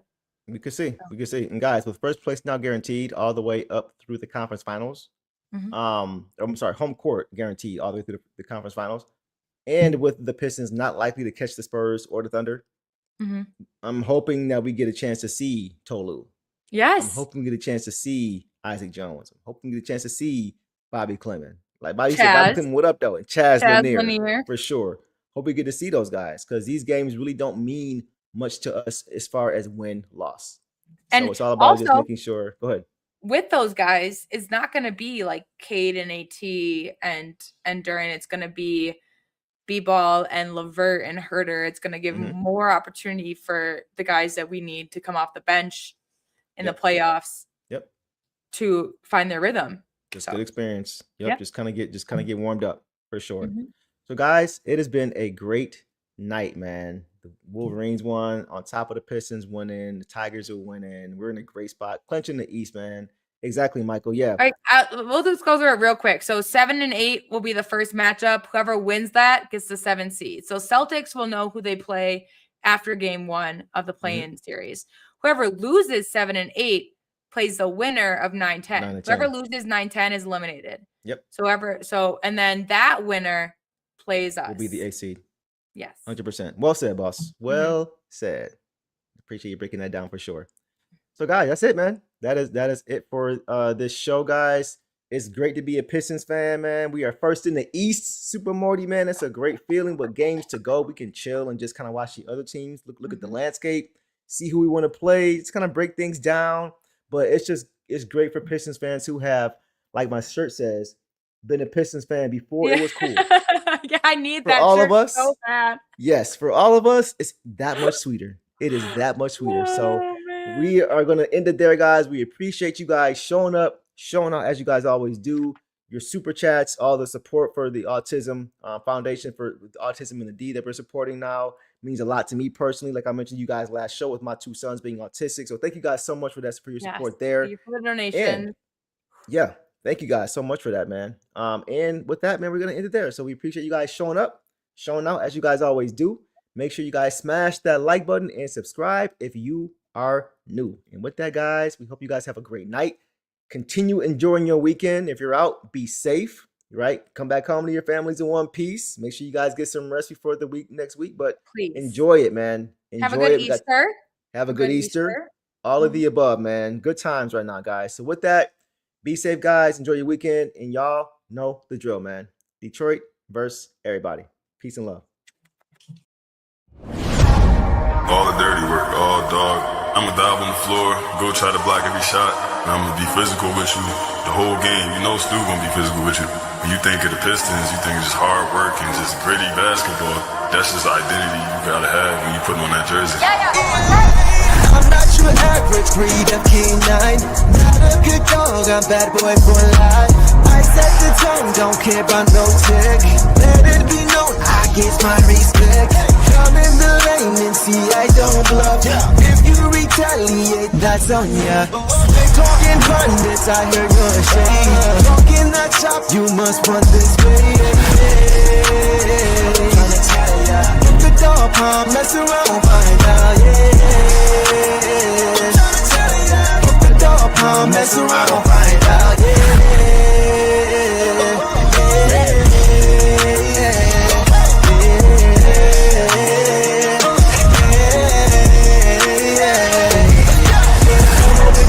For some barbecue sauce, boy, you better crop a hill, cause I'm like, turn me up. When you're ready for some barbecue sauce, boy, you better crop a hill, cause I'm like that. Mess around.